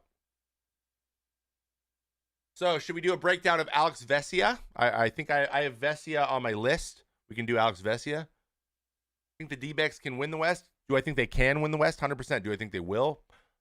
No, I don't. But I think they can. I just don't think they will.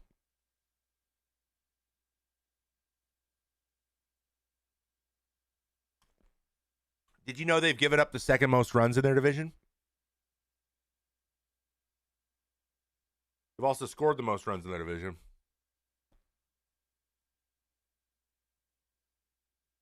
.59, 135 fast. I want to gain strength and explosiveness. The best way to do that. Eating and lifting weights, man.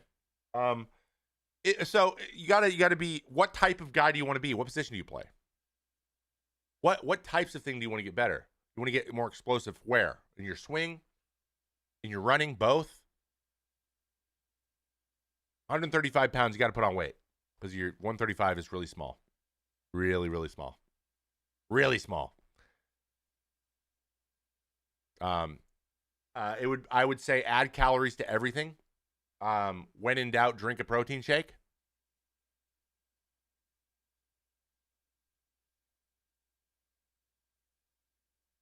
What about the Mariners?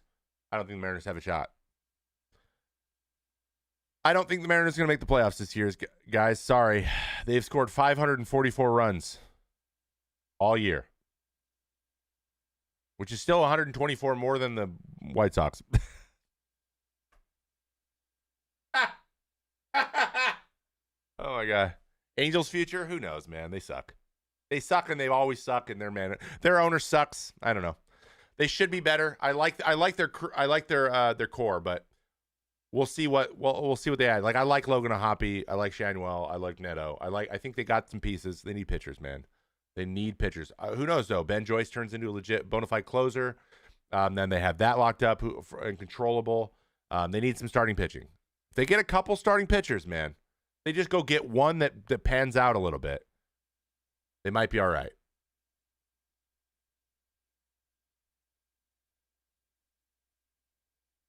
You want to gain power and arm strength. For arm strength, long toss is the number one thing. Hitting power, there's weightlifting programs and stuff that I would highly recommend you go and you commit to. But you got to put on weight. You got to put on weight while still maintaining your speed. That is probably the number one thing, because at the end of the day, college teams will see that you're really small, and that'll be a knock against you right away. And that's just reality. I'm sorry, but that is just something that's something that's going to happen. It's just something that you're going to have to overcome. But if you're like, oh, I put on 20 pounds in the last 3 months, now we're talking, right? Now there's something happening. Now you're 18, man. This might not be their maturity level yet, right? There might be a chance that you can't put on weight like that yet, but you got to try. And I think that's what it comes down to.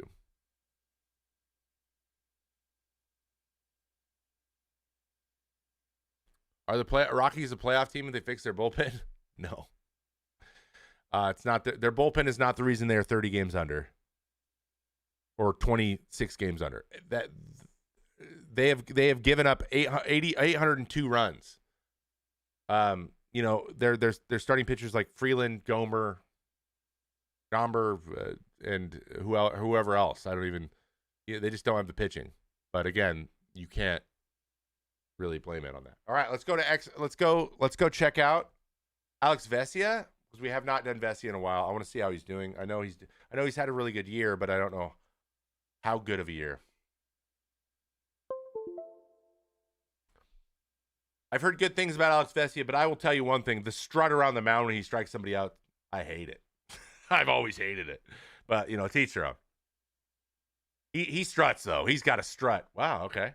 So he gives up lots of barrels, lots of walks, and no ground balls. To be expected, he is a four-seam guy, 63% four-seam fastballs.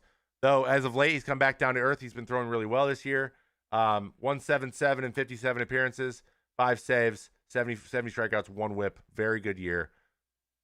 And it's going to surprise absolutely no one that he is a high-ride fastball, though not as high as David Bednar. But this is a really good fastball. His velo's down year over year, which is probably not the best thing in the world, but he's got a really, really good fastball, 8-run value, and his slider's been working really well with it. Let's look at the command. Dude, perfect tunnels of both. How's the slider move? Not great. It's like more of a little cutter thingy. Not a lot of depth. Not a crazy good slider in its on its own, but with that fastball, it's really good, and he's just been commanding really well. At the end of the day, that's really all it is. Yeah, he throws a changeup sometimes. It's just a wrinkle.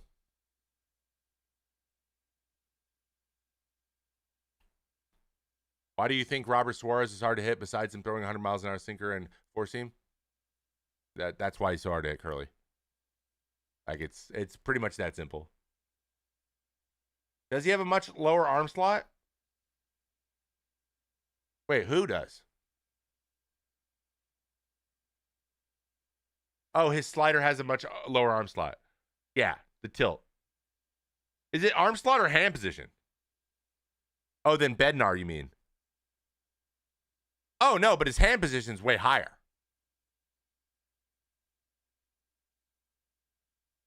Wait. No, Vesia has a way higher arm slot. What are we talking about here? He's got a way higher arm slot. Has the league figured out the Orioles? In what way? What do you mean, Matthew? The hitters or the pitchers? Because all their pitchers are hurt. That's probably why they're not winning as much. We did Brian Rue a couple weeks ago. Isn't he lower? No, Vesia's like way up there. But his hand position's like almost vertical. So you can see right here, this is how the pitch is released. This is a super. So even if he's low, he's getting his hand position very vertical. So even if he's low. Yeah. Eflin is back for the Orioles? Yeah.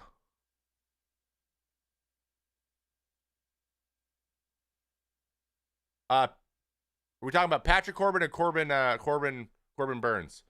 Corbin Burns is interesting. We talked about him the other day on Rates and Barrels. How he's not so worried about strikeouts this year. Yeah, he's interesting. He's throwing his curveball more than a slider. He needs an adjustment in his slider. Slider's a swing and miss pitch. His curveball's not being swing and miss as much anymore, and he's throwing his curveball more often. So I just think he's not locating his curveball as well. So, oh yeah, no, here's what we found. Hold on, I'll show you. Let's real quick, Corbin Burns. Let's quickly touch on Corbin Burns, what he's been doing. Right? So Corbin Burns, obviously, he's a great pitcher, and he's been really this is not a bad year. 3-2, 27. His strikeouts are down a little bit, right? He struck out 200, but he's always been 2022 was crazy, but he won a Cy Young.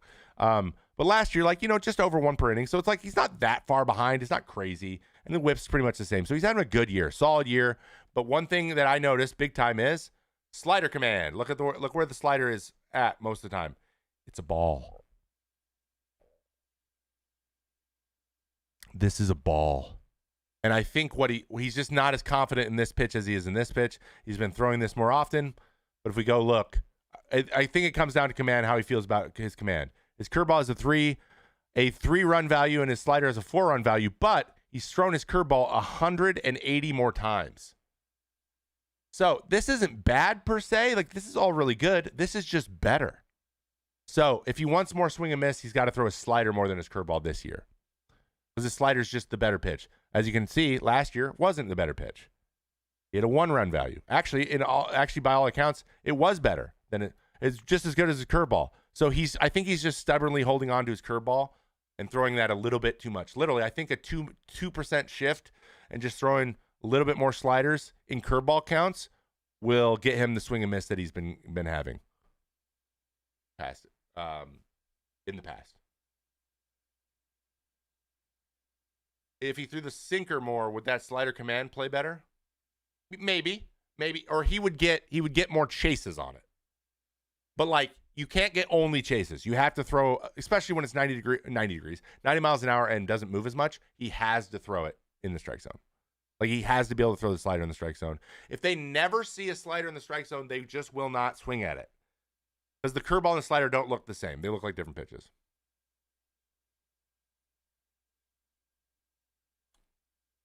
He also throws a seam-shifted changeup. You see this? This is a seam-shifted changeup. This is what you should throw if you want to throw a nasty changeup. If he threw the sinker more, would that slider command play better? I actually don't know if I've shown the seam-shifted change. So let me do it real quick.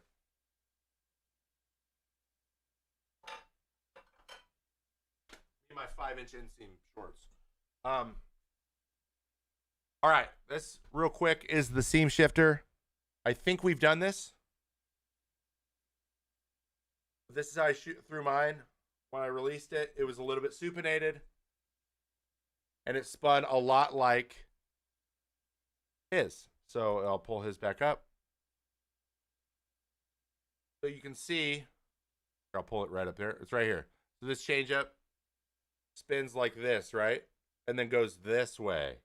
That's seam shifting.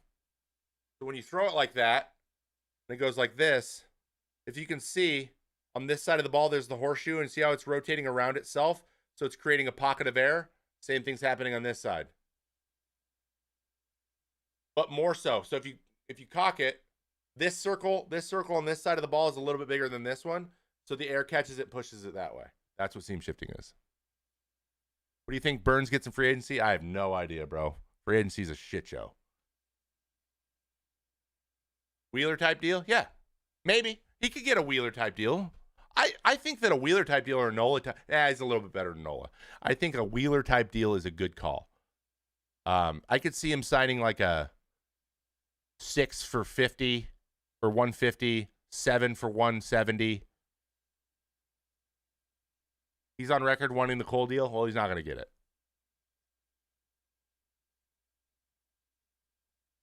Garrett Cole's had an interesting year. He's coming on.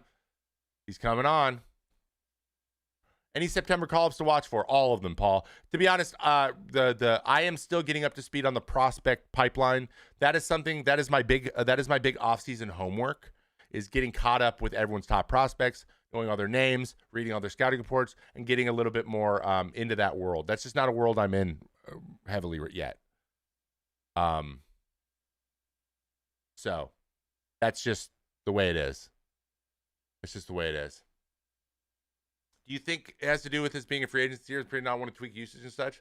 No. I think that it comes down to wanting to be successful, and he's just more confident in his curveball and his slider. It's just at the end of the day, that's all it is, really.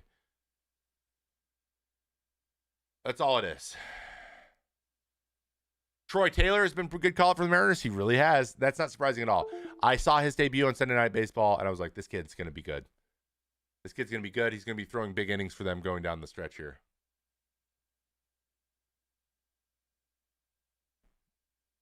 Just wondering why something on Paul Sewald. Why does he tend to generate more whiff on pitches well within the zone? Because Paul Sewald has elite tunneling with his slider and elite deception. Elite deception. He steps across the body. He's a low release, like a sidearm release, and a ride fastball that cuts a little bit. And his slider looks exactly the same. That's how Paul Sewald gets bad swings on bad pitches. Because he's funky. He's so funky. And it's really hard. But that's why on days he's not as deceptive, he gets absolutely shillelagh'd. That's the difference. That's the difference. Oh, another guy that I wanted to break down.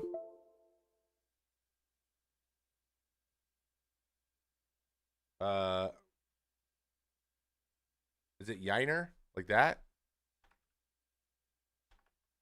Oh my God. How do you spell Yiner Diaz's name? Yainer. Okay, got it. Yiner Diaz. This dude is good. And he rakes. It's so funny. During Sunday Night Baseball, Mike Petriello's like, man, this guy's like really good. Like he's kind of on the radar, blah, blah, blah. Like he's raking. And I'm like, dude, look at his last year. He was even better. He had 23 pumps last year. 23 pumps, 280 with an 850 OPS as a catcher. Like, he didn't even play every game, right? Now, he's terrible at framing, but he can hit. And why does Yainer Diaz hit? Because he crushes sinkers and he crushes sliders. This dude hammers breaking balls. And people just constantly, dude, chat, I need you to know this stuff. This is crazy. Look at the difference here. He's a 24% whiff rate against Case. I'll bring this up. We'll do this in real time.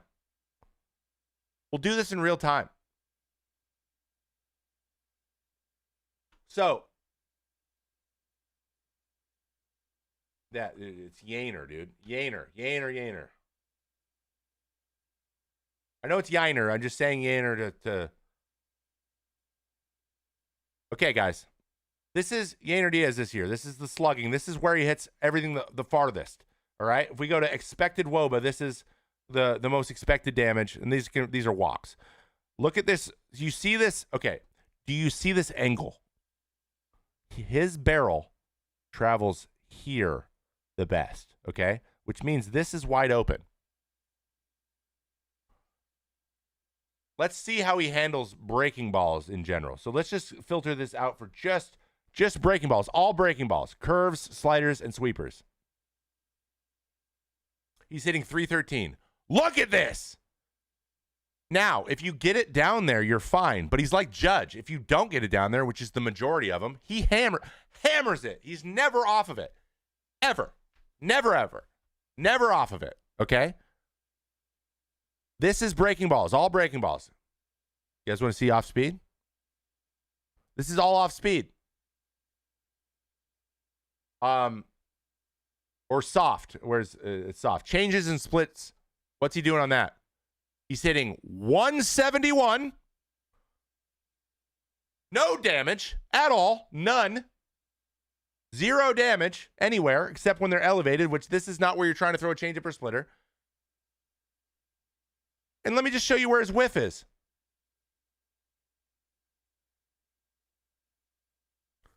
Stop feeding him breaking balls, relievers. Stop.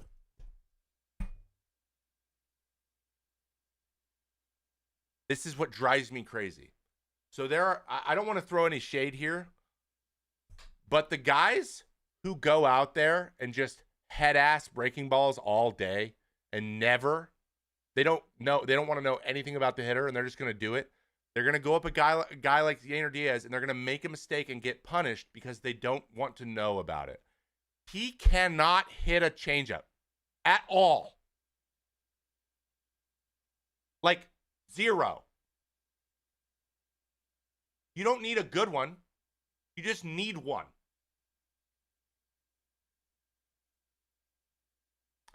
No, not at the Rays. I think the Rays are smart. There's just a few guys who go up and they're stubborn and they just go sweeper, sweeper, sweeper, sweeper, sweeper, sweeper. And he's showing them like, hey, man, if you leave this one over the middle, I'm going to crush it. And then they fifth pitch, he crushes it. And I'm like, dude, you can't just feed him breaking balls. He is one of those guys who just hammers them. Like, there's not a lot of these guys in the league. He is one. If you just decide to throw a changeup, he's out. Watch. So I go soft change of split. I'll show you based on. And now let me put this very clear. Yainer Diaz is really good, and he's gonna keep hitting because he hits breaking balls so well. Like, he's gonna get breaking balls. Some guys can't throw changeups. He hits fastballs. He hits breaking balls. That's enough. He doesn't have to learn how to hit changeups because everyone doesn't throw them. Like, he doesn't. He just needs to be able to foul it off so he gets another breaking ball. So this is not shade at Yainer Diaz either. This is really hard, right? He probably can't hit changeups and splitters very well because he hits sliders so well. But if we go to misses on off speed, we can go look at some of these. He's got 29 of them. Look at the quality of the swings. Right? Way out in front. Way out in front. Way out in front. Like these aren't fouled off. These aren't like noticed. He's not seeing them.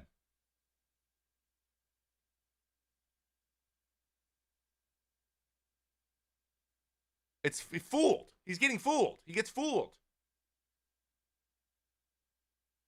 So, throw a changeup. But other than that, guy's good as hell. He's very good. But when you see stuff like this, you need to take advantage of it, pitchers. You need to.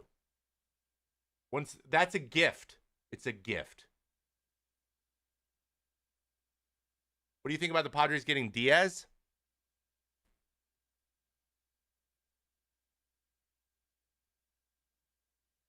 I'm trying to think which Diaz you're talking about. This reminds me of Christian Walker after was sucking on fastballs above 95. It keeps trying to go breaking off speed to him. Exactly. So, Holy Nugget, I want you to know, baseball has lots of these. There's a lot of, like, if you can find some of these, like, no-brainers, it makes pitching a lot easier and hitting. It's the same thing. If you go up against David Bednar not knowing he's tipping, you're like, oh, shit. But if you know he's tipping, you're like, oh, I can identify a group of pitches. Now I feel way more confident. That's the difference. The guy still throws the same speed. The guy still hits the same pitches. But you just know about one he doesn't or does do. Catch released. Oh, okay. I don't know. Good. She should be good. Though Capisana. You guys know what I'm talking about. The current catcher for the Padres is real good. Which team is better set up for a deep run, Snakes or Padres? That is really interesting. I'll tip the cap to the Padres barely. I think the Snakes and Padres are gonna have a legit chance to meet in the NLCS. Unless they line up in the division series. Would they? No, they'd play each other. In the first round? No, they wouldn't. It would be right now. What would be the Padres versus the third seed, the Brewers? But they've scored so many runs, right? I think the Padres have a little bit better. I think the Padres have a little bit more dominant pitching. A little bit more dominant pitching. But if I said the Cardinals, if the Snakes have a Ketel Marte back, it's tough. I've been on Clase recently. Not in like a month, but I'm pretty sure he's doing the same thing he always does. He has 200 saves already. Goddamn. Guy's a freak. Guy's a freak. Actually, real quick, let's check in on kid's a freak. He still has a .7 ERA. Jesus Christ. It's just amazing to me how like low his strikeout totals are. 40 saves. Dude, I mean, if we're talking about just bulk workload, this guy's crazy. The 80% fastballs. Come on, man. He's freaking Mariano. I hate it. Though he does not have the same cutter as Mariano did. Mariano's inches of drop on his was 12. 12 inches of drop. Class A is an ERA plus over 700. Cy Young? Nah, he won't. ERA plus is not heavy enough of a stat. He only got 55 strikeouts. It doesn't matter. Your ERA just only carries you so far. He's been very good. Let's be very clear about this. Like, this is really good, but this isn't as dominant as it needs to be the Cy Young. He's a reliever, man. He's not going to win the Cy Young. He's going to be reliever of the year, but he's not going to win the Cy Young. Yeah, you don't have to round up another 100. 588's high enough. You know what I mean?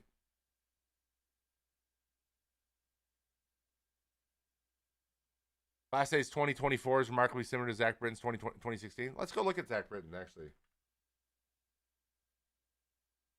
Okay, just, yeah. Oh, it's Zach. Forgot he's a CK. He's one of those guys. I'll let it load real quick. How do hitters hit that like 101 cutter? Well, they very clearly don't. They're major leaguers, man. So I believe we can go back to 2016. Pretty good. That's a pretty good year right there. Can I go back in his stats? Not really. Okay, so this was his 2016 sinkers. Is this 2016 as well?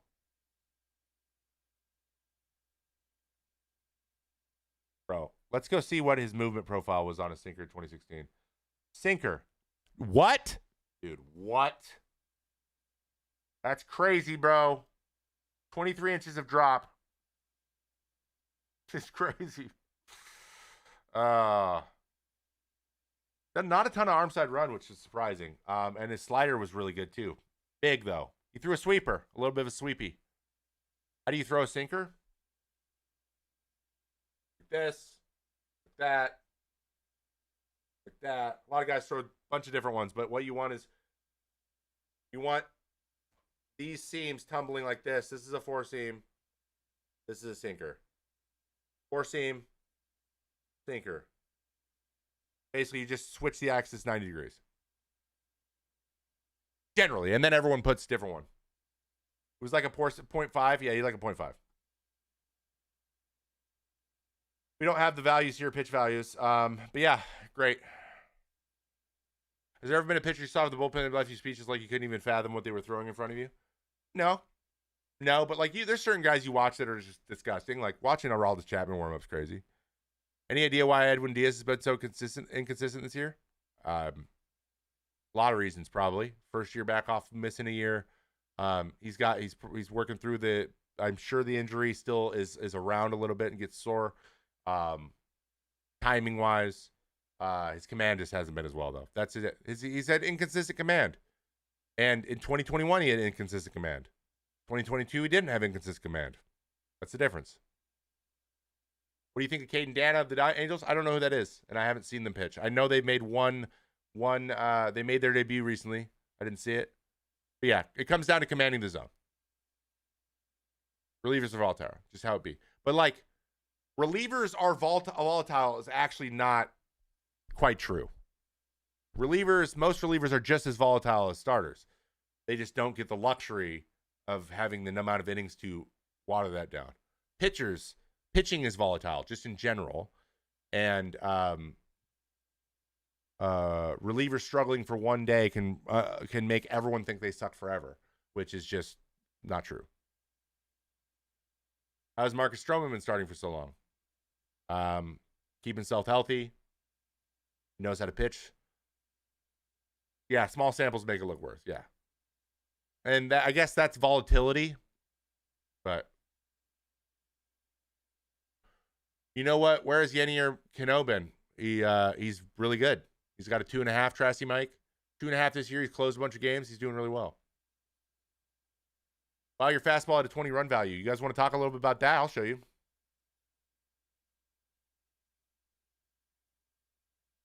Because people like to say, yeah, he's a pretty good pitcher. I mean, this is my 2019, my 2020, my 2021. Savant Darling, babies. 2019. That's my four-seamer. What I have? 2019 four-seam fastball, 13.8 ride. But the run value, 20 run value. This is the highest. This is the most valuable fastball in the league in 2019. 30% whiff rate. My bad. Look at that. 36% hard hit. My bad again. 33% K rate. My bad. 150 batting average against, dude. My bad. My bad. My slider was pretty good that year too. Look at it. Look at the depth on this slider. That's a 12.6 slider, fam. It's an 84 mile an hour huge slider. 43 inches. That's nuts. Nuts. Now we won't look at 2022. I was still above average in a lot of stuff in 2022. Look at my extensions, always up there. 2018. Also up there, just didn't get as many innings pitched. This kind of makes me mad. Oh, no, this is recent. No, wait, no, it's not. Was this last year? I feel like this was last year.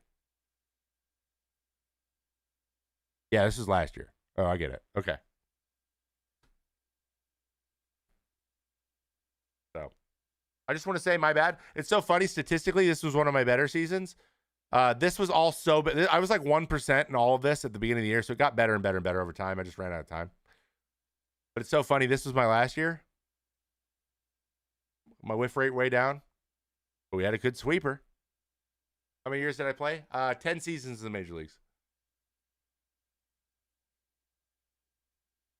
So, yeah. My bad. My bad. All right. Was 19 your walk year? No, 20 was my walk year. Cool. First year of our first year of COVID, dude. The 60 game season was my walk year. Is the sweeper similar to slider? Yes. It's just a bigger slider. Can you see the gold card? It's in my wallet and it's downstairs. Sorry. But I have videos of it. Sweeper has more vertical drop, more horizontal. Sweepers by their nature aren't supposed to have more vertical drop. They have more horizontal movement. Horizontal. We want sweep. You're referring to sweep when you're talking about going side to side. Vert is kind of, you actually want a lower vert, so it's mostly sideways. But mine had both. Mine was just like a big curve. Thoughts on Trevor Bauer? Wow, this never ends. Yes. He's doing a great job. He's pitching really well in the Mexican League. Are they gripped the same? They are not. No. This was my slider. This was my sweeper. They're close. Not quite. Slider. Sweeper. A lot of people throw their sweeper like this. They hold a two seam and then they go across like that. That's a sweeper. Who's the best player you ever played with on a team? Well, I now have a Hall of Fame teammate, Joe Mauer. We could throw him in there. Francisco Lindor's probably going to be in there too. You think the Cubs sneak in the wild card? I don't know about the problem is the Cubs need to jump the Mets. The Cubs need to jump the Mets and the Braves, and I don't think they can catch them. What's the rarest pitch? Knuckleballs.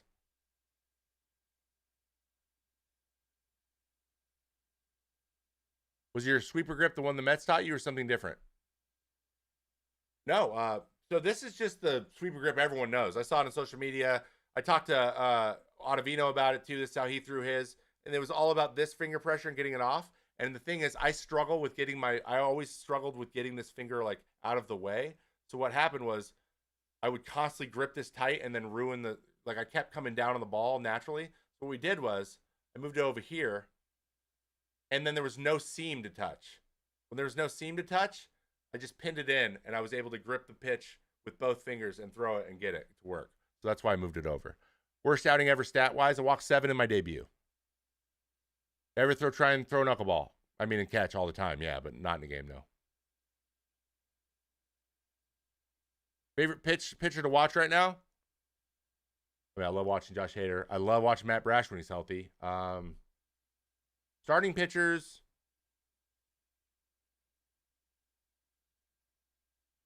Who are my favorites? Paul Skeens is a blast to watch. Just a blast. I love it. Paul Reagan's is fun as hell to watch too. And there's some guys that are like boring because they throw 2 pitches all the time. What are your 3 biggest keys to throwing harder? Long toss, Brandon. Long toss is my 1, 2, and 3. You gotta throw hard to throw hard, meaning doing pull downs and stuff, like practicing what your body needs to do in order to move at its fastest speed and most efficiently is the best way to do it.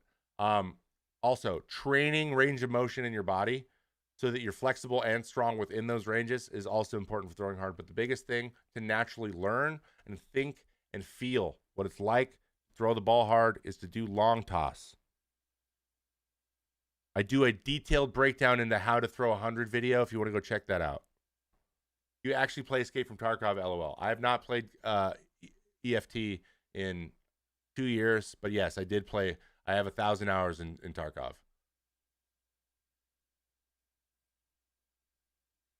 Mets will win the division. You know what? I'm refreshed by your optimism. Garrett Whitlock started off as a really good reliever over the last few years. He's been hurt and he tried moving him to a starter. Do you think he belongs to rotation to the bullpen more? I think he's going to be a bullpen guy before we know it, but just because of health. I think he's good enough to start.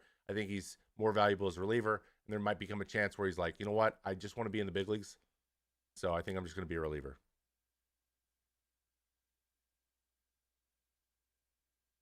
The year is 2028. MLB announces no major leaguers allowed to pitch in the Olympics. The president calls Trevor May to pitch. I 1,000% would go pitch in the Olympics. 100,000 million percent. Unfortunately, I'll be 38 years old, which is 6 years younger than Rich Hill is right now.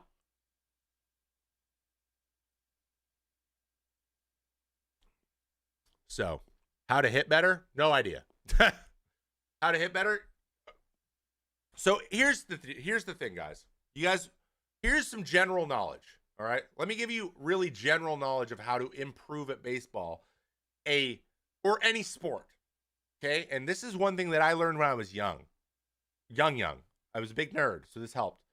But learning about what drills and what like parts of the game that I needed to work on the most, or I like could come up with drills that I could do at home for getting better. For example, if you're a fielder and your weakest thing is like having soft hands, I'm not a big fan of this guy usually, A-Rod. I don't really like him generally because of his past and the dumb shit he says most of the time. But I did like this video where he had a tennis ball and he was tossing against a wall. He's like, you can do this there in your home, around your house whenever you want. And you toss it and catch it with the same hand. And then you switch hands. And you like learn to like naturally be able to move the ball around. So that's like a drill that he was like, I need to do this because I want to be a really good fielder. So for pitchers, learning how to play really great catch is your best thing, because you can play catch every day. You can't throw off a mound every day. You can't pitch in games every day. But playing really, really high quality catch and building in different drills into your catch. So I would like throw full motion until I got to 90 feet and then start doing step throughs. So now I'm working on on ball flight and arm speed. I'm trying to speed up. So as I move back, I'm like working on the spin, getting the ball to fly through the air the way that I want it to with carry, because I threw 14 fastballs. If you're throwing sinkers, you want to be able to guide the sink. You want to use your movement to get the ball where you want it to go. With four seams, you want to hit the top of the zone the whole time. Those are the two different ways of thinking it. As you're moving back, you're just getting more air into the ball, and you're really trying to work on your ball flight. You get to max, you work on ball flight a couple times, and then you start to throw it hard. Now you're trying to get it there as hard as you can. You're trying to pull it down. So more and more you ramp up. When you're up to max, you start bringing it in, and as you're coming in, you're throwing on a line. You're trying to throw it on a line, get him to catch it on a line. Get it into 90 feet. I throw change-ups on a line too. I would start to do the pull downs with the change-ups, so I get my arm speed up, so it's the same arm speed. And then when I got to 60 feet, I threw all my pitches standing up. That's like 5 different drills in one catch session. So if you want to get better at that, identify the parts of your game that you want to be better at. If it's velo is the thing you're worried about the most, spend more time doing the long toss. Obviously within reason. Don't hurt yourself, please. But that was my daily catch every single day, and I did that for hundreds and thousands of days. Play offense on defense. That's a great piece of advice. And then practice playing offense on defense. When you do your drills, that's when that's the mindset you take into that, right? So you do that, and then you come up with versions of this stuff that are lower and higher impact. So for me, I would do dry throws all the time in my room when I wasn't throwing or playing catch or didn't have someone to play catch with. You can throw a tennis ball. If you want to practice fielding your position, you throw into one of those bounce back nets and then you field your position. You work on your transfers. You work on this stuff, and you just do it over and over and over again. But you have to do it. At the end of the day, it just comes down to doing the motions that you want to be good at as many times as you can. That's smart. Basketball's the same way. That's why guys shoot thousands of times. Soto staying with the Yanks, yes. All right, take it easy, Danny. Guys, we are coming up on the very end of the stream. We got 5 more minutes. Keep asking the questions. Besides the Orioles, who's the top team for Burns? I think the Yankees will be in that conversation. It depends on what he's asking for, because it's going to be limited, right? I don't know. The Braves are interesting to me because they're going to lose Fried. I mean, the Dodgers are always going to be in the play for everybody all the time. San Diego's interesting to me. We'll see. We'll see. It just depends, but it depends. But Dodgers are probably a great landing spot, but they might also not be all in on him because of the nature of how things have declined a little bit, just in terms of dominance. I don't know. I'm trying to think like Central, maybe the Cubs. The Cubs have money. He'd be a good pickup for them. I'm just kidding. No, White Sox. I think Justin Lawrence would be more effective if he didn't pitch in Colorado half the time. Yes, because he throws a big ass sweeper, and sweepers suck ass in Colorado. How do you get the Mariners to hit the ball? I don't know.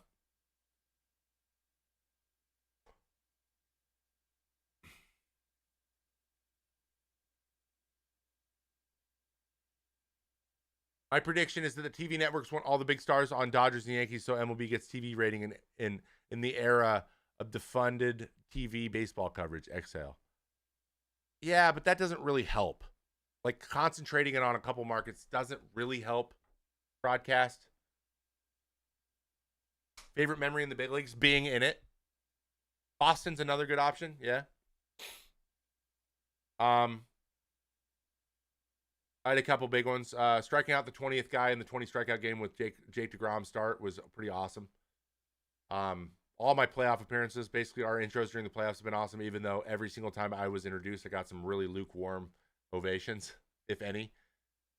If they just skip me. Used to talk about the All-American Cheeseburger from Buffalo Wild Wings. Ended up hitting TJ in April of 2023. Know what the best way is to keep my arm healthy and gain velo. Are you back and throwing? I assume you are.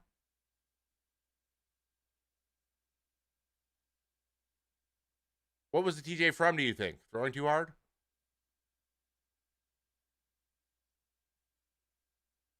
Team I wish you played for, the Mariners. Most eccentric person I ever played with, Rob Stock.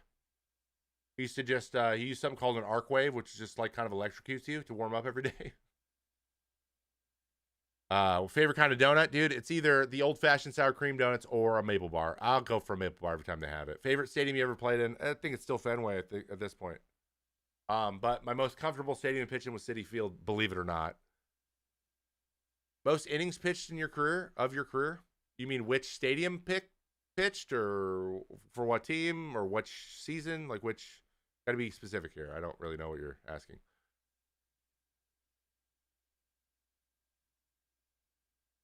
You always want to be an East Coast team taking a West Coast road trip. That it's easier to go from east to west than west to east. Oh no, that's a lie. That's flip it. You want to be a West Coast team going east. Yes, you add 3 hours and everything feels younger, but like every game feels like it's at 4 as opposed to at 10.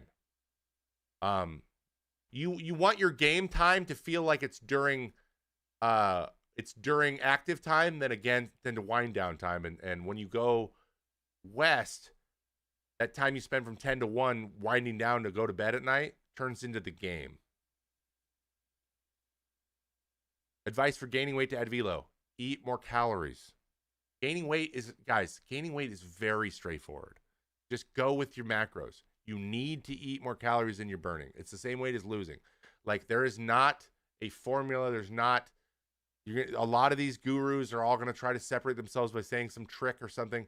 You just got to eat a shit ton. You eat your 3 meals a day, eat them as big as possible, but also whenever you're just sitting around and you have a bottle of water, have a protein shake also. Put stuff in your water that has calories. Just ingest more calories. If you have to drink them, you have to drink them. Drink them. Add a scoop of protein powder to everything. Now, your poop's going to get hard, so make sure you're eating for fiber, just so you know. But to gain weight, that is the best way to do it, is to eat calories. Ingest calories. They don't have to be food, but you just got to get the calories into your body.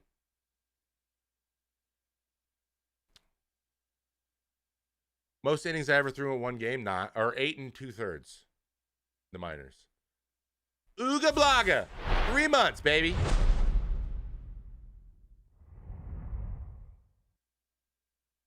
Suggest a new book series for you to read. I read Mistborn, so recommendation is very good.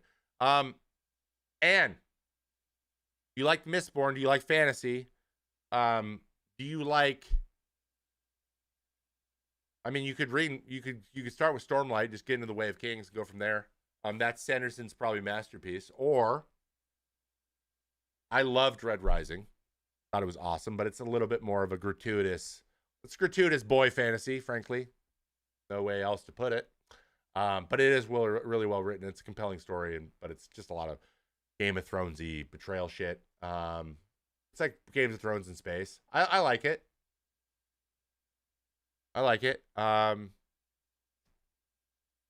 If you like anime type stuff, Cradle is one of the better things I've ever. Dude, it's so silly and like straightforward and not like in depth, but it's just fun. If you just want to have fun with like some really straightforward like anime style kind of character arc stuff, Cradle is really fun, but it's just silly. It's like you won't take it seriously.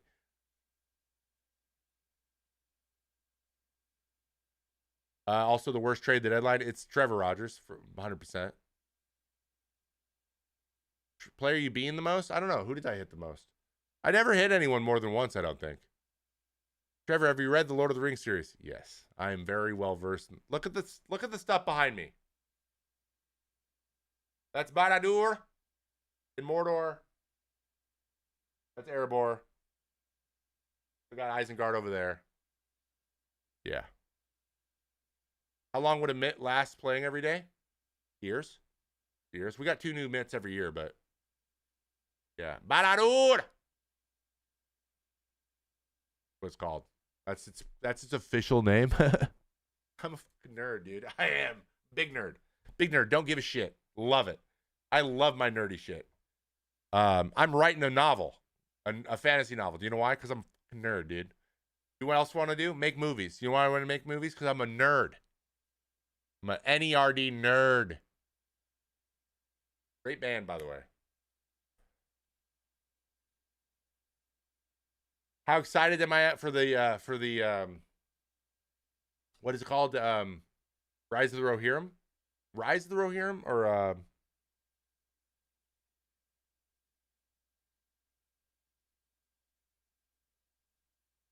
you backed the Sanderson Cosmer tabletop game on Kickstarter? I have backed everything that Brandon Sanderson has done on Kickstarter every single time. By the way, the table it's not actually a tabletop game. Well, it is a tabletop game, but it's basically he built a D&D ecosystem for the Cosmere, which is awesome. War of the Rohirrim. Yes. Am I going to watch it? Yes. Do I think that everything should be animated now? Yes, I do. I do think that. I can't wait to watch Arcane Season 2. I can't wait to watch that new series from Love, Death, and Robots that's about video games, which is called, what's it called? The something. Shit, I can't remember. Yeah. Am I watching Rings of Power? Yep. Is it better? Not really. It's not. It's not. Have you watched Red Full Metal Alchemist Brotherhood? I have, though I have not finished it. I've watched 45 of the 58 episodes or something. Why guy? I'm a big fan of Full Metal Alchemist. Lego set. I would say I would get it. Yes, I will get the Lego set if I had time to put Legos together, but I don't. Finish it, please. The ending's really good. All right. They always have good endings. I'm all caught up on Demon Slayer. How many TV shows were you going throughout the course of the season? So many. That's Stukem. We're doing that so much. On the road, that's all we do. On the plane, that's all we do. We just watch movies and stuff. By the way, remember, I talked about this early in the year. Guys, I got to go in here in a minute. So let me just finish this up. I'm just excited to talk about nerd stuff. We have our new podcast where we watch Dodgeball, the Make Contain Action podcast. That'll be live tomorrow. So if you're not subbed to that, do it. The Mayday pod is going to start coming out weekly. Really excited about that. So pay attention to that as well. But I set the goal to watch 100 movies, and now it wasn't like I could rewatch movies too, so it didn't need to be new movies, but I wanted to sit down and watch 100 movies this year. I've watched 89 already. And I think 65 of them are new. So, but what if it's for content? Maybe. You're watching Dungeon Meshi Delicious? Yeah, Kate puts that on every once in a while. Not a fan of those little cozy ones. Deadpool Wolverine? Yes, I've seen that.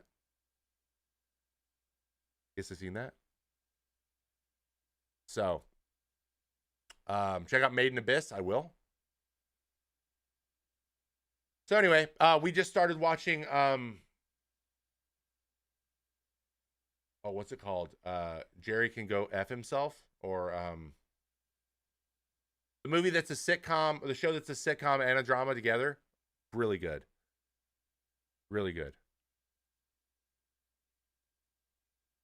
So, I've watched a lot of movies. I'm probably going to end up watching 125 this year, and I am currently working on my own movie.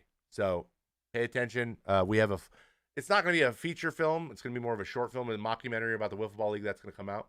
Trevor, why did you retire? Because I wanted to. I thought it was best for me and my family.